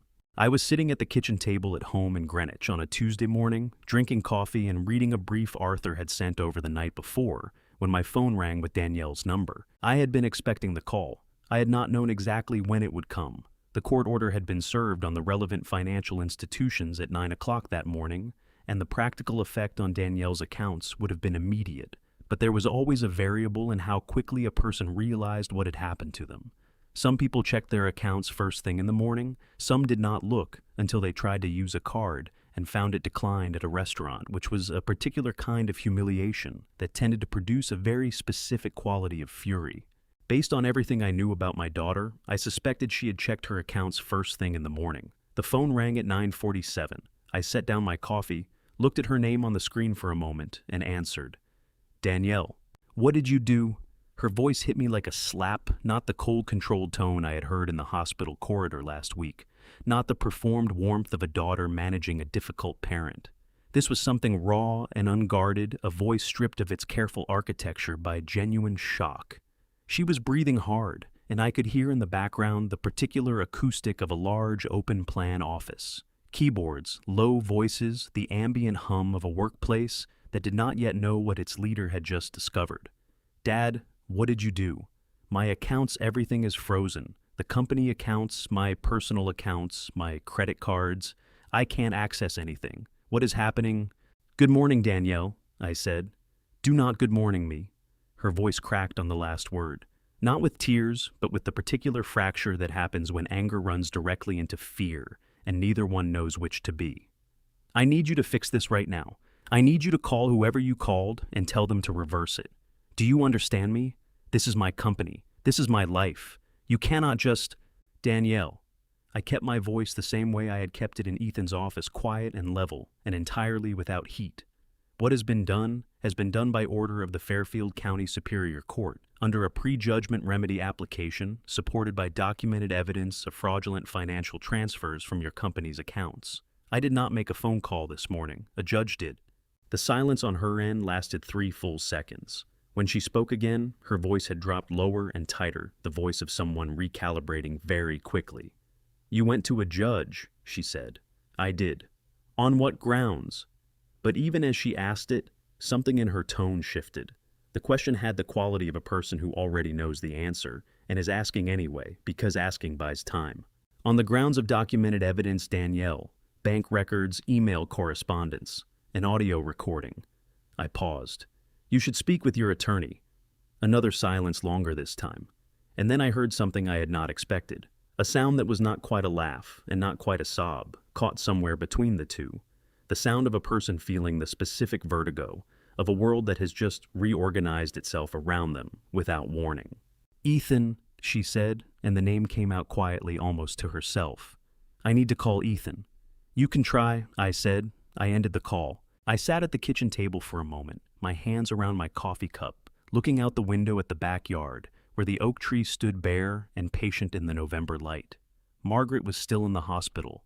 I had visited her yesterday afternoon, and she had been sitting up in bed when I arrived. Her color better, her eyes clear, and she had reached for my hand when I sat down beside her and held it with a strength that surprised me. You look like you're in the middle of something, she had said, studying my face with the particular perceptiveness of a woman who had known me for 38 years. I am, I had told her, but it's almost finished. She had squeezed my hand. Good, she had said simply. Then finish it. My phone buzzed on the table. Arthur. It's done, Arthur said when I answered. The Bar Association issued Ethan Cole's interim suspension 20 minutes ago. His access to client files has been revoked. His firm's trust accounts have been frozen pending investigation, and the notice was served to his office by courier this morning. A pause that carried something in it, not quite satisfaction, but the particular quality of relief that comes when something that needed to happen has finally happened. He called the bar's review committee 3 times in the past hour. They are not taking his calls. And the DA's office, I asked. The criminal referral was received and assigned to a senior prosecutor this morning. I've been told we can expect a response within the week. Arthur's voice was measured and careful the way it always was when the news was good, but the situation still demanded respect. Elliot, I want to be honest with you, the criminal process will take time, months, not weeks. But the referral is in, the evidence is strong, and the prosecutor assigned has a reputation for thoroughness. I'm not in a hurry, I said. I want it done right. It will be done right. I ended the call and thought about Danielle somewhere in her Manhattan office right now, trying to reach Ethan on a phone that was not going to be answered, staring at a bank screen that was showing her numbers she could not access, trying to understand how the world she had constructed with such patience and precision over 6 years had come apart in a single Tuesday morning. I thought about something my father had said to me once when I was perhaps 30, and had just navigated my first genuinely serious crisis at Vance Capital, a situation involving a partner who had been moving money in ways that were not sanctioned and not disclosed, a situation that had required exactly the kind of cold, methodical, patient response that most people found uncomfortable to sustain. My father had sat across from me afterward and said, "The hardest part of doing something like this is not the doing. The hardest part is the moment afterward when you realize you don't feel the way you expected to feel." I had asked him what he expected to feel. "Satisfied," he had said. "But what I actually feel is tired, and sad, and right." I understood that now in a way I had not fully understood it at 30. The satisfaction people imagine when they picture a moment of justice tends to be a clean, bright thing, uncomplicated, conclusive, warm. The reality is that justice for something this personal is not clean. It does not feel bright. It feels like the aftermath of a storm that was necessary, and that you would still have preferred not to need. I was sad, I was tired, and I was completely unwaveringly right. My phone rang again. Not Danielle this time. A Greenwich number I recognized as the hospital's main line. I answered immediately, my heart climbing into my throat. "Mr. Vance." It was Dr. Holt, and her voice carried something in it that made my chest loosen before she had finished saying my name. "I wanted to call you personally. Margaret has been moved out of the ICU. She is doing well enough to transfer to a private room. She is asking for you." I was out of my chair and reaching for my keys before Dr. Holt finished speaking. "I'll be there in 11 minutes, I said. "Sophie Lawson sent me a text at noon on the day of the gala. Everything is in place on our end. Photographer confirmed. 2 camera operators for the live stream. Just say the word Mr. Vance." I read it standing in front of the mirror in the master bedroom, adjusting the collar of the white dress shirt I had not worn since a board dinner in 2015. The Brioni suit was hanging on the back of the door, charcoal gray, impeccably cut, the suit Margaret had pointed to in a photograph once, and said made me look like a man who could change the world if he felt like it. I had told her I didn't feel like it anymore. I thought about that now as I worked the cufflinks into place. Small, flat silver. My father's the ones he had worn the day Vance Capital rang the opening bell on the New York Stock Exchange for the first time. He had pressed them into my hand the night before he died and said, "For when it matters." I put my phone in my jacket pocket without texting Sophie back. She would know when it was time. Margaret had been moved to a private room 4 days ago, and her recovery was proceeding with the steady, determined pace of a woman who had decided she was going to get better and was not interested in any timeline that suggested otherwise. I had visited her every day. Yesterday she had been sitting in the chair by the window when I arrived, her silver hair brushed, wearing the blue cardigan Leo had given her last Christmas. Reading a novel she had been trying to finish for 6 months. She had looked up when I walked in and taken in my expression with the precision of someone who had been reading my face for nearly 4 decades. "You're almost done," she had said, not a question. "Almost," I had told her. "Good." She had returned to her book. "Don't do anything I wouldn't do." I had kissed the top of her head. "That gives me considerable latitude." She had laughed, and the sound of it had settled something in me that had been unsettled for 3 weeks. The Pierre Hotel on Fifth Avenue was one of those New York institutions that existed in a category of its own, a building that had been hosting the city's most significant gatherings for nearly a century, and had absorbed so much of the city's history into its walls that the air inside felt different, heavier, with occasion. The annual Financial Community Charity Gala had been held here for 11 consecutive years. I had attended twice in the early years and had not been back since I left active life. Arthur met me at the entrance at 7:45. Arthur had been the gala's lead sponsor for 6 consecutive years. The AV room, the photographer, the camera operators, all of it had been arranged through channels that were entirely his to arrange. He looked at me for a moment without speaking, taking in the suit, the cufflinks, the particular quality of stillness that I had been told on more than one occasion, made me look either very calm or very dangerous, depending on the context. "Ready?" he said. 10 years ago, I said, I would have said I was done with rooms like this one. And now, I buttoned the jacket. Now I remember why I was good at them. We walked in together. The grand ballroom of the Pierre was everything it always was. High ceilings, chandeliers, throwing warm gold light across 500 people. In their finest, the soft roar of overlapping conversations that produced at this volume and in this room something that sounded almost like music.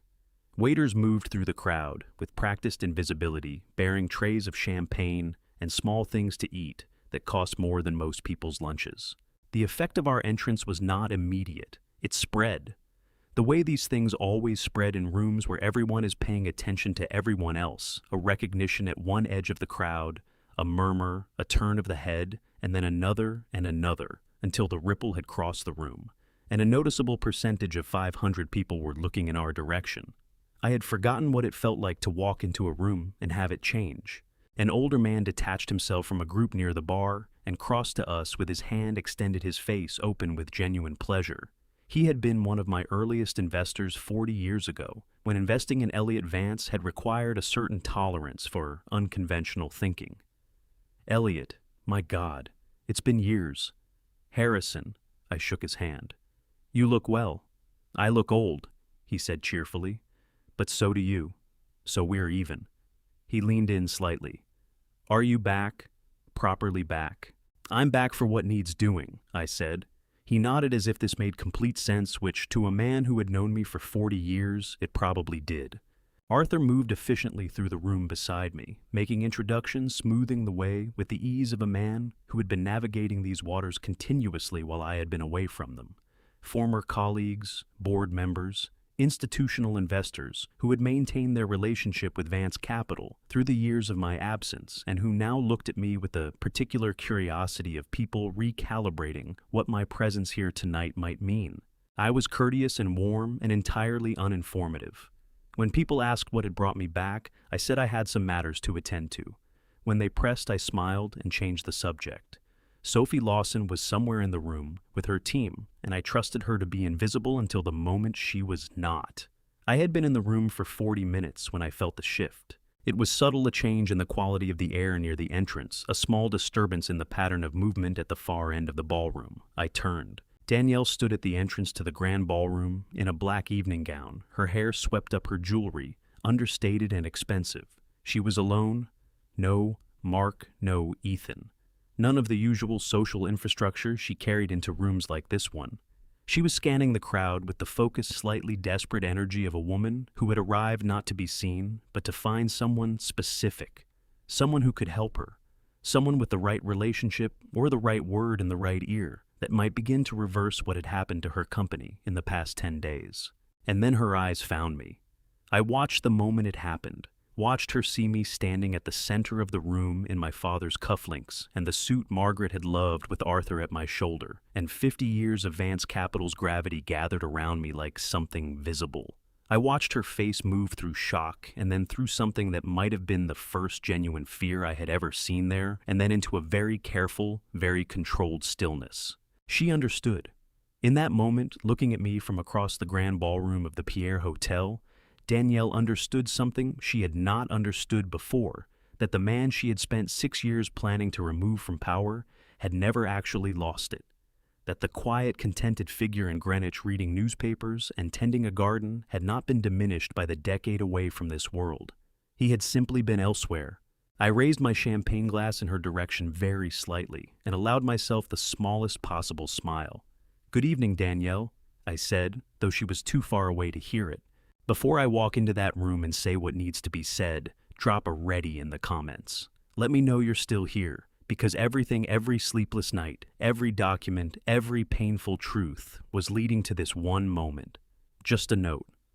This story includes fictional elements added to deepen its message. Some details are illustrative rather than literal. If that gives you pause, this is a good place to stop. But if you've come this far, I think you already know you're staying. She crossed the ballroom toward me, with the focused, contained energy of a woman who has decided that a controlled confrontation is better than waiting for whatever is coming next. I watched her come. The crowd parted slightly around her, not because they knew what was happening, but because something in her bearing communicated urgency, and people in rooms like this one had learned long ago to read urgency in a person's walk and step aside accordingly. She stopped 2 feet in front of me. Her chin was up, her jaw was set. Her eyes, which I had watched change expression 10,000 times over the course of her life, were doing something I had seen in them, only rarely they were afraid and working very hard not to show it. "Dad," her voice was low and tight, "you need to stop this. Whatever you are planning tonight, you need to stop it right now." I looked at my daughter for a long moment. I took in her face, the face I had memorized before she was old enough to know she was being memorized, the face that had looked up at me from a hospital bassinet all those years ago, with the unfocused absolute trust of someone who had just arrived in a world they had not yet learned to doubt. "Sit down, Danielle," I said, her nostrils flared. "I will not sit down. I will not." "Then stand," I said. "But listen." I turned and walked toward the small raised platform at the front of the room where the evening's program would normally begin in another 20 minutes. Arthur had arranged for the AV system to be prepared. Sophie's team was positioned. I could see them now, if I looked stationed at 3 points around the room with the unobtrusive precision of people who do this professionally. Sophie herself was near the east wall, a small earpiece visible, if you knew to look for it, her phone already in her hand. The room noticed me moving toward the platform before I reached it. Conversations dropped in volume, then stopped. 500 people who had been doing what people do at these events, networking, performing, calculating, turned their attention to the front of the room with the instinctive focus of a crowd that senses something unscripted is about to happen. I stepped up. The microphone was live. The room was quiet. "My name is Elliot Vance," I said. "Many of you know me. Some of you worked with me, some of you invested with me. Some of you are only here tonight because of decisions I made in rooms very much like this one 30 or 40 years ago." I paused.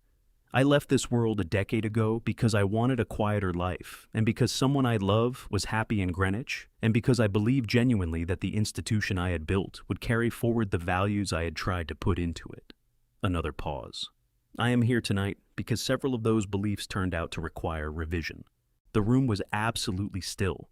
I nodded to Arthur, who nodded to the AV technician. The screen behind me lit up. The first thing it showed was a document Margaret's medical record from Greenwich Hospital the night of the storm. Patient name, date of admission, diagnosis, time of emergency call. I did not narrate it. I let the room read it themselves, which they did in the particular focused silence of 500 intelligent people absorbing information they had not expected. Then the audio recording played. My voice first tight with controlled fear, calling Danielle's name. Then her voice bright social, entirely unbothered, asking if I knew how much Leo had been looking forward to tonight. Then, the detail that landed in the room like a stone into still water, Leo's birthday was the following week. The date on the calendar visible to anyone who checked confirmed it. Danielle had constructed her excuse in the first sentence she spoke to me before she had even finished waking up to the fact that her mother was on the bathroom floor. I heard the sound move through the crowd. Not a gasp, exactly something more controlled than that the sound 500 people make when they absorb something that reorders their understanding of what they are looking at. The screen changed. Rosa Mendez appeared recorded 2 weeks ago in the living room of her apartment in Stamford, Connecticut, sitting in a wooden chair with her hands folded in her lap and her eyes steady on the camera. She spoke for 4 minutes. She described what she had heard at that dinner party years ago. She described the exact words Danielle had used. She described the years she had spent in service to the Vance family and what she had observed during that time. She was not dramatic. She did not perform. She simply told the truth in a plain voice, and the plainness of it was more devastating than any performance could have been. The screen changed again. The bank records, the fraudulent transfer chain, the subsidiary accounts, the numbers laid out in the clean, irrefutable language of financial documentation, which told their story without requiring interpretation. Then the emails, selected excerpts, the ones that contained the clearest articulation of intent. Ethan's phrase, "the long game," appeared on the screen in 36-point font, and I heard someone in the crowd say something under their breath that I did not catch, but whose tone I understood perfectly. The screen went dark. I looked out at 500 faces, all of them turned toward me, all of them very still. "I did not come here tonight to humiliate anyone," I said. "I came here because this community, this room, operates on trust, on the assumption that the people standing next to you are who they say they are and mean what they say they mean." I let that sit for a moment. When that assumption is violated, the community deserves to know, not to punish, to protect itself. I stepped down from the platform. Sophie Lawson was already moving her team, capturing everything. The room had begun to find its voice again, a low roar of conversation rising from the silence like water, finding its level after a disturbance. I walked back through the crowd, which parted for me differently now than it had when I arrived, not with the curiosity of people recognizing a familiar face, but with the particular deference that a room extends to someone who has just done something it did not expect and cannot immediately categorize. Danielle was standing exactly where I had left her in the center of the room. The people nearest to her had moved slightly away, not unkindly, but with the instinctive social adjustment of people who are no longer sure which side of something a person stands on. Her face was the color of old marble. Her hands at her sides were shaking with a fine, barely visible tremor that she was fighting with everything she had to suppress. Her eyes, when they found mine, were filled with something I had not seen there in a very long time. Not anger, not calculation, not the controlled performance of an appropriate emotion. Something real. I stopped in front of her.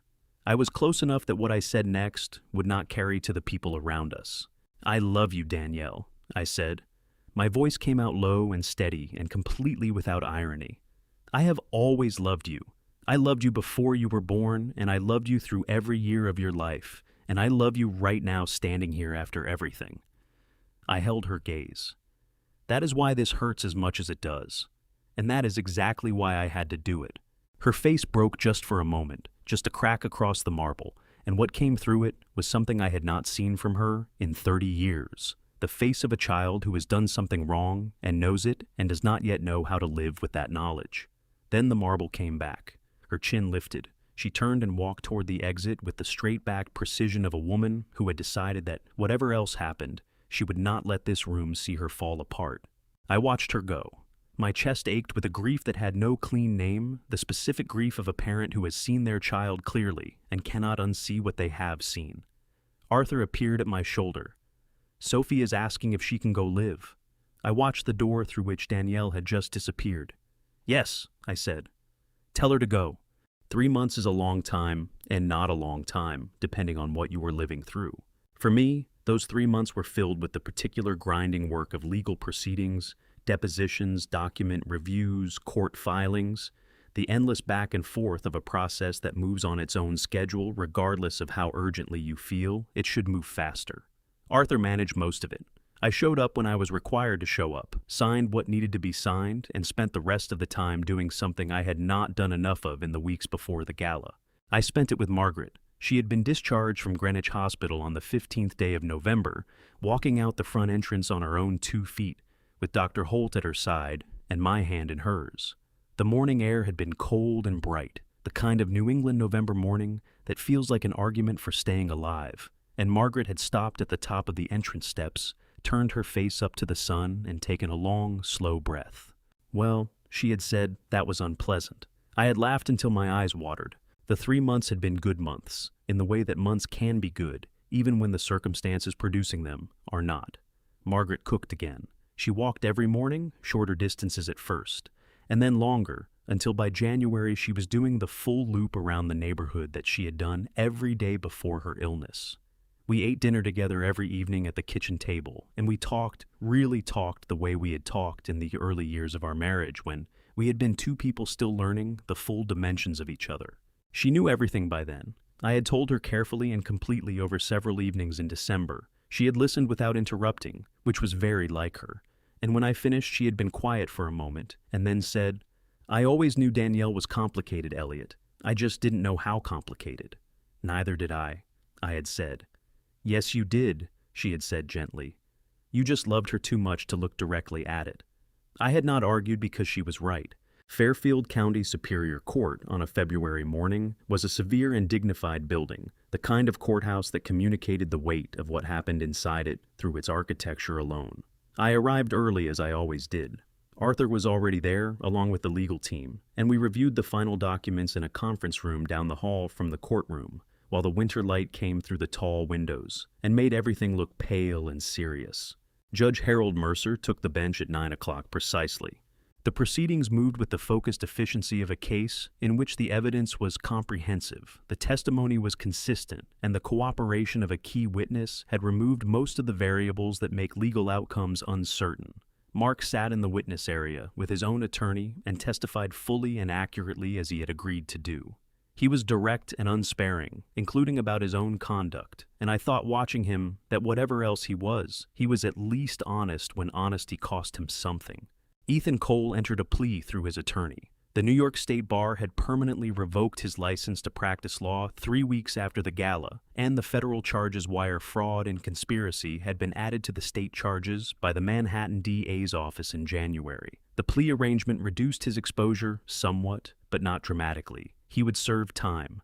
The specifics were between him and his attorney and the court, and I found when the moment came that I did not need to know the exact number of years to feel that justice had been served. Danielle faced the civil counts fraudulent transfer of company assets, breach of fiduciary duty to Reynolds-style group's creditors' misrepresentation in connection with the conservatorship petition. The criminal referral for conspiracy had not resulted in charges against her directly, in part because the cooperation agreement with Mark and the structure of the evidence positioned Ethan as the primary architect. Her exposure was civil, not criminal, and the civil consequences were substantial. Reynolds-style group had filed for Chapter 7 bankruptcy in December. Its assets inventory intellectual property office equipment had been liquidated by a court-appointed trustee to partially satisfy its creditors. The company that Danielle had built, or that I had built for Danielle, depending on how honestly you chose to look at the question, no longer existed. Judge Mercer delivered the civil judgment at 11:45 in the morning. The damages award against Danielle was significant. Her personal assets, to the extent they had not already been consumed by the pre-judgment freeze, were applied to satisfy the judgment. What remained was not much. Mark had filed for divorce in November. It had been finalized in January. He had primary physical custody of Leo on weekdays and had arranged Leo's school transfer to a district closer to the apartment he was renting in Stamford. The custody arrangement was not ideal for anyone, but it was honest, which was more than could be said for the arrangement it had replaced. After the proceedings concluded, Arthur and I sat together in the conference room while the building emptied around us. "What happens now?" Arthur asked. He meant it practically the next filings, the remaining loose ends, the administrative work of closing out the legal picture. "There's one more thing I want to do," I said. He waited. "I want to establish a small discretionary trust for Danielle," I said. "A one-bedroom apartment in Stamford, a monthly distribution enough to live on, not enough to do anything with." I looked at the table between us. "I want her to be safe. I don't want her to be comfortable. I want her to have exactly enough to understand every single month for the rest of her life what she chose to walk away from." Arthur was quiet for a moment. "That is either very generous or very precise," he said. "It's both," I said. He nodded slowly. "I'll have the documents drafted this week." I picked up my coat from the back of the chair and stood. Through the conference room window, the February sky over Fairfield County was the flat pale white of a day that had not yet decided what it wanted to be. My phone buzzed in my jacket pocket. Mark's number, I answered.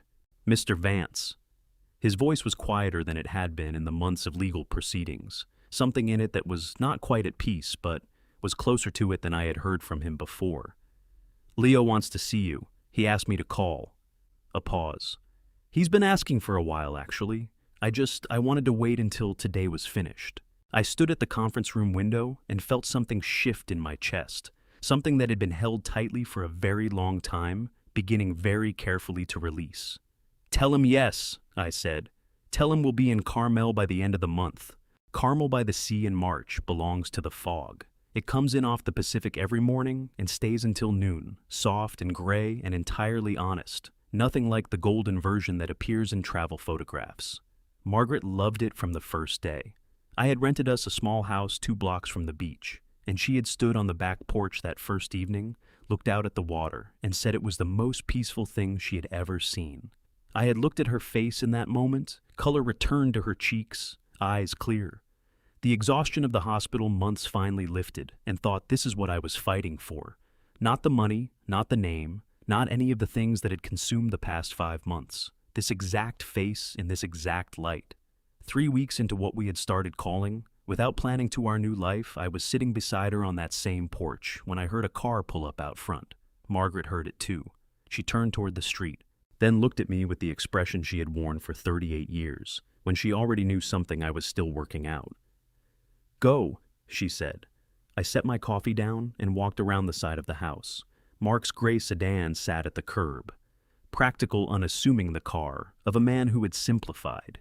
He was standing beside it with his hands in his pockets, and he nodded once when I came around the corner.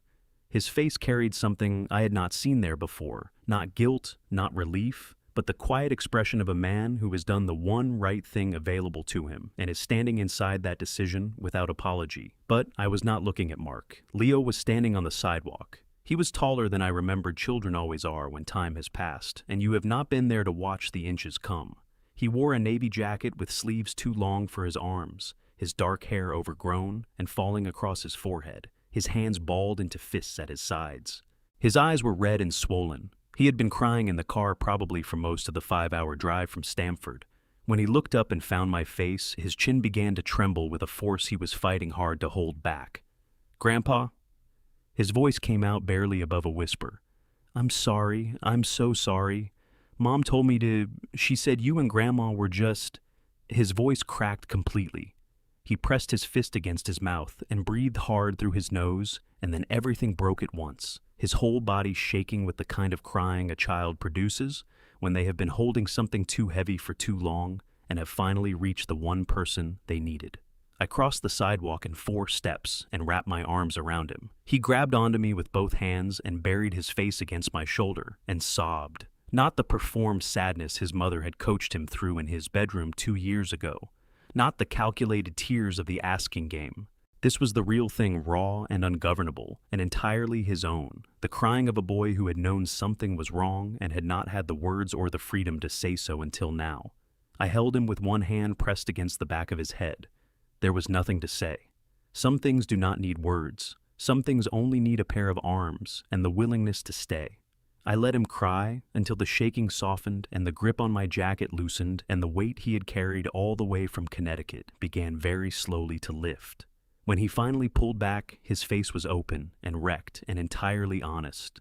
Swollen eyes, the evidence of hours of grief worn without apology. "Leo," I said, "you are not what you were taught to do. You are 10 years old. You are my grandson. Nothing changes that." His eyes filled again immediately. "Is Grandma angry with me?" "Come find out," I said. I took his hand and we walked around to the back porch. Margaret turned when she heard our footsteps on the wooden boards. When she saw Leo red-eyed and small inside his too big jacket, his hand in mine, her face did something I will carry with me for the rest of my life. Not surprise, not even relief exactly. It was the opening of something that had been carefully held closed for a very long time, swinging wide, and what came through it was pure and uncomplicated and entirely Margaret. She opened her arms without a word. Leo let go of my hand and crossed the porch in 3 running steps and folded himself into her embrace. She pulled him close and rocked him gently. Pressing her lips to the top of his head, her eyes closed, her whole self gathered around this boy who had finally found his way back. "Hi, baby," she said softly. "I missed you so much." Leo made a sound against her shoulder that was not a word. It did not need to be. I stood at the edge of the porch and watched them, and felt the thing that had been tightening in my chest since October, since the bathroom floor, The siren, the cold, hospital hallway, every hard thing that had followed, finally completely release. Mark had come around the corner and was standing a few feet behind me. "Thank you," I said quietly, "for bringing him. He needed to come." A pause. "He's a good kid, Elliot. Whatever else happened, he's a good kid." "I know," I said. "I've always known." After a while, Margaret looked up and found me watching. Leo had gone quiet against her side, his breathing slow, and even his eyes half closed in the way of a child who has cried himself toward the edges of sleep, and found on the other side something that felt like peace. She looked at me the way she had looked at me for 38 years, directly, clearly, without performance. "Elliot," she said, "we don't need anything more than this." The fog had begun lifting off the water. The Pacific was visible now, dark green and enormous and patient, the waves arriving and receding in that steady, unhurried rhythm that has continued longer than any of us, and will continue long after. I sat down beside her and took her hand in both of mine. She was right. She had always been right. I thought about the night the storm came, the bathroom floor, the siren, the plastic chair where I had sat alone for 4 hours and begun for the first time to truly see. I thought about everything that had unfolded between that night and this morning, the grief, the anger, the cold, precise work of undoing what needed to be undone. And I thought about Leo sleeping against Margaret's side, this boy who had been handed a script he never wanted, and had found in the end the courage to put it down and walk 5 hours to say he was sorry. Home, I had told him, once smelled like wood and rain. I had been right about the feeling. I had simply been wrong about the address. Home was wherever Margaret was. Home was wherever this boy could cry without performing it. Home was this porch and this hand in mine, and the sound of the ocean doing what it has always done. We had everything we needed. We had always had everything we needed. I have been thinking about what this story means, not just mine, but every family story like it. I was a man who loved too much and looked too little. I gave everything to someone who had learned to take without gratitude, and I called that love. I called it trust. I called it being a good father. God had mercy on me. He gave me Margaret, and he gave me time to see clearly before it was too late. Not everyone gets that gift. So, let me say this plainly from a man who learned it the hard way. Do not do what I did. Do not confuse sacrifice with love. Do not let the desire to believe in your children blind you to who they are actually becoming. Family betrayal does not always arrive as a stranger. Sometimes it walks through your front door, wearing your daughter's face and your trust as a weapon. This family story cost me years I cannot recover. The money meant nothing. The time meant everything. My opinion. The most dangerous blindness is the kind we choose because seeing would hurt too much. If this family story moved you, if somewhere in Elliot's pain you recognized something true, leave a comment below and tell me what you felt. Share this story with someone who needs to hear it. And if you believe in stories that matter, subscribe to this channel so you never miss the next one.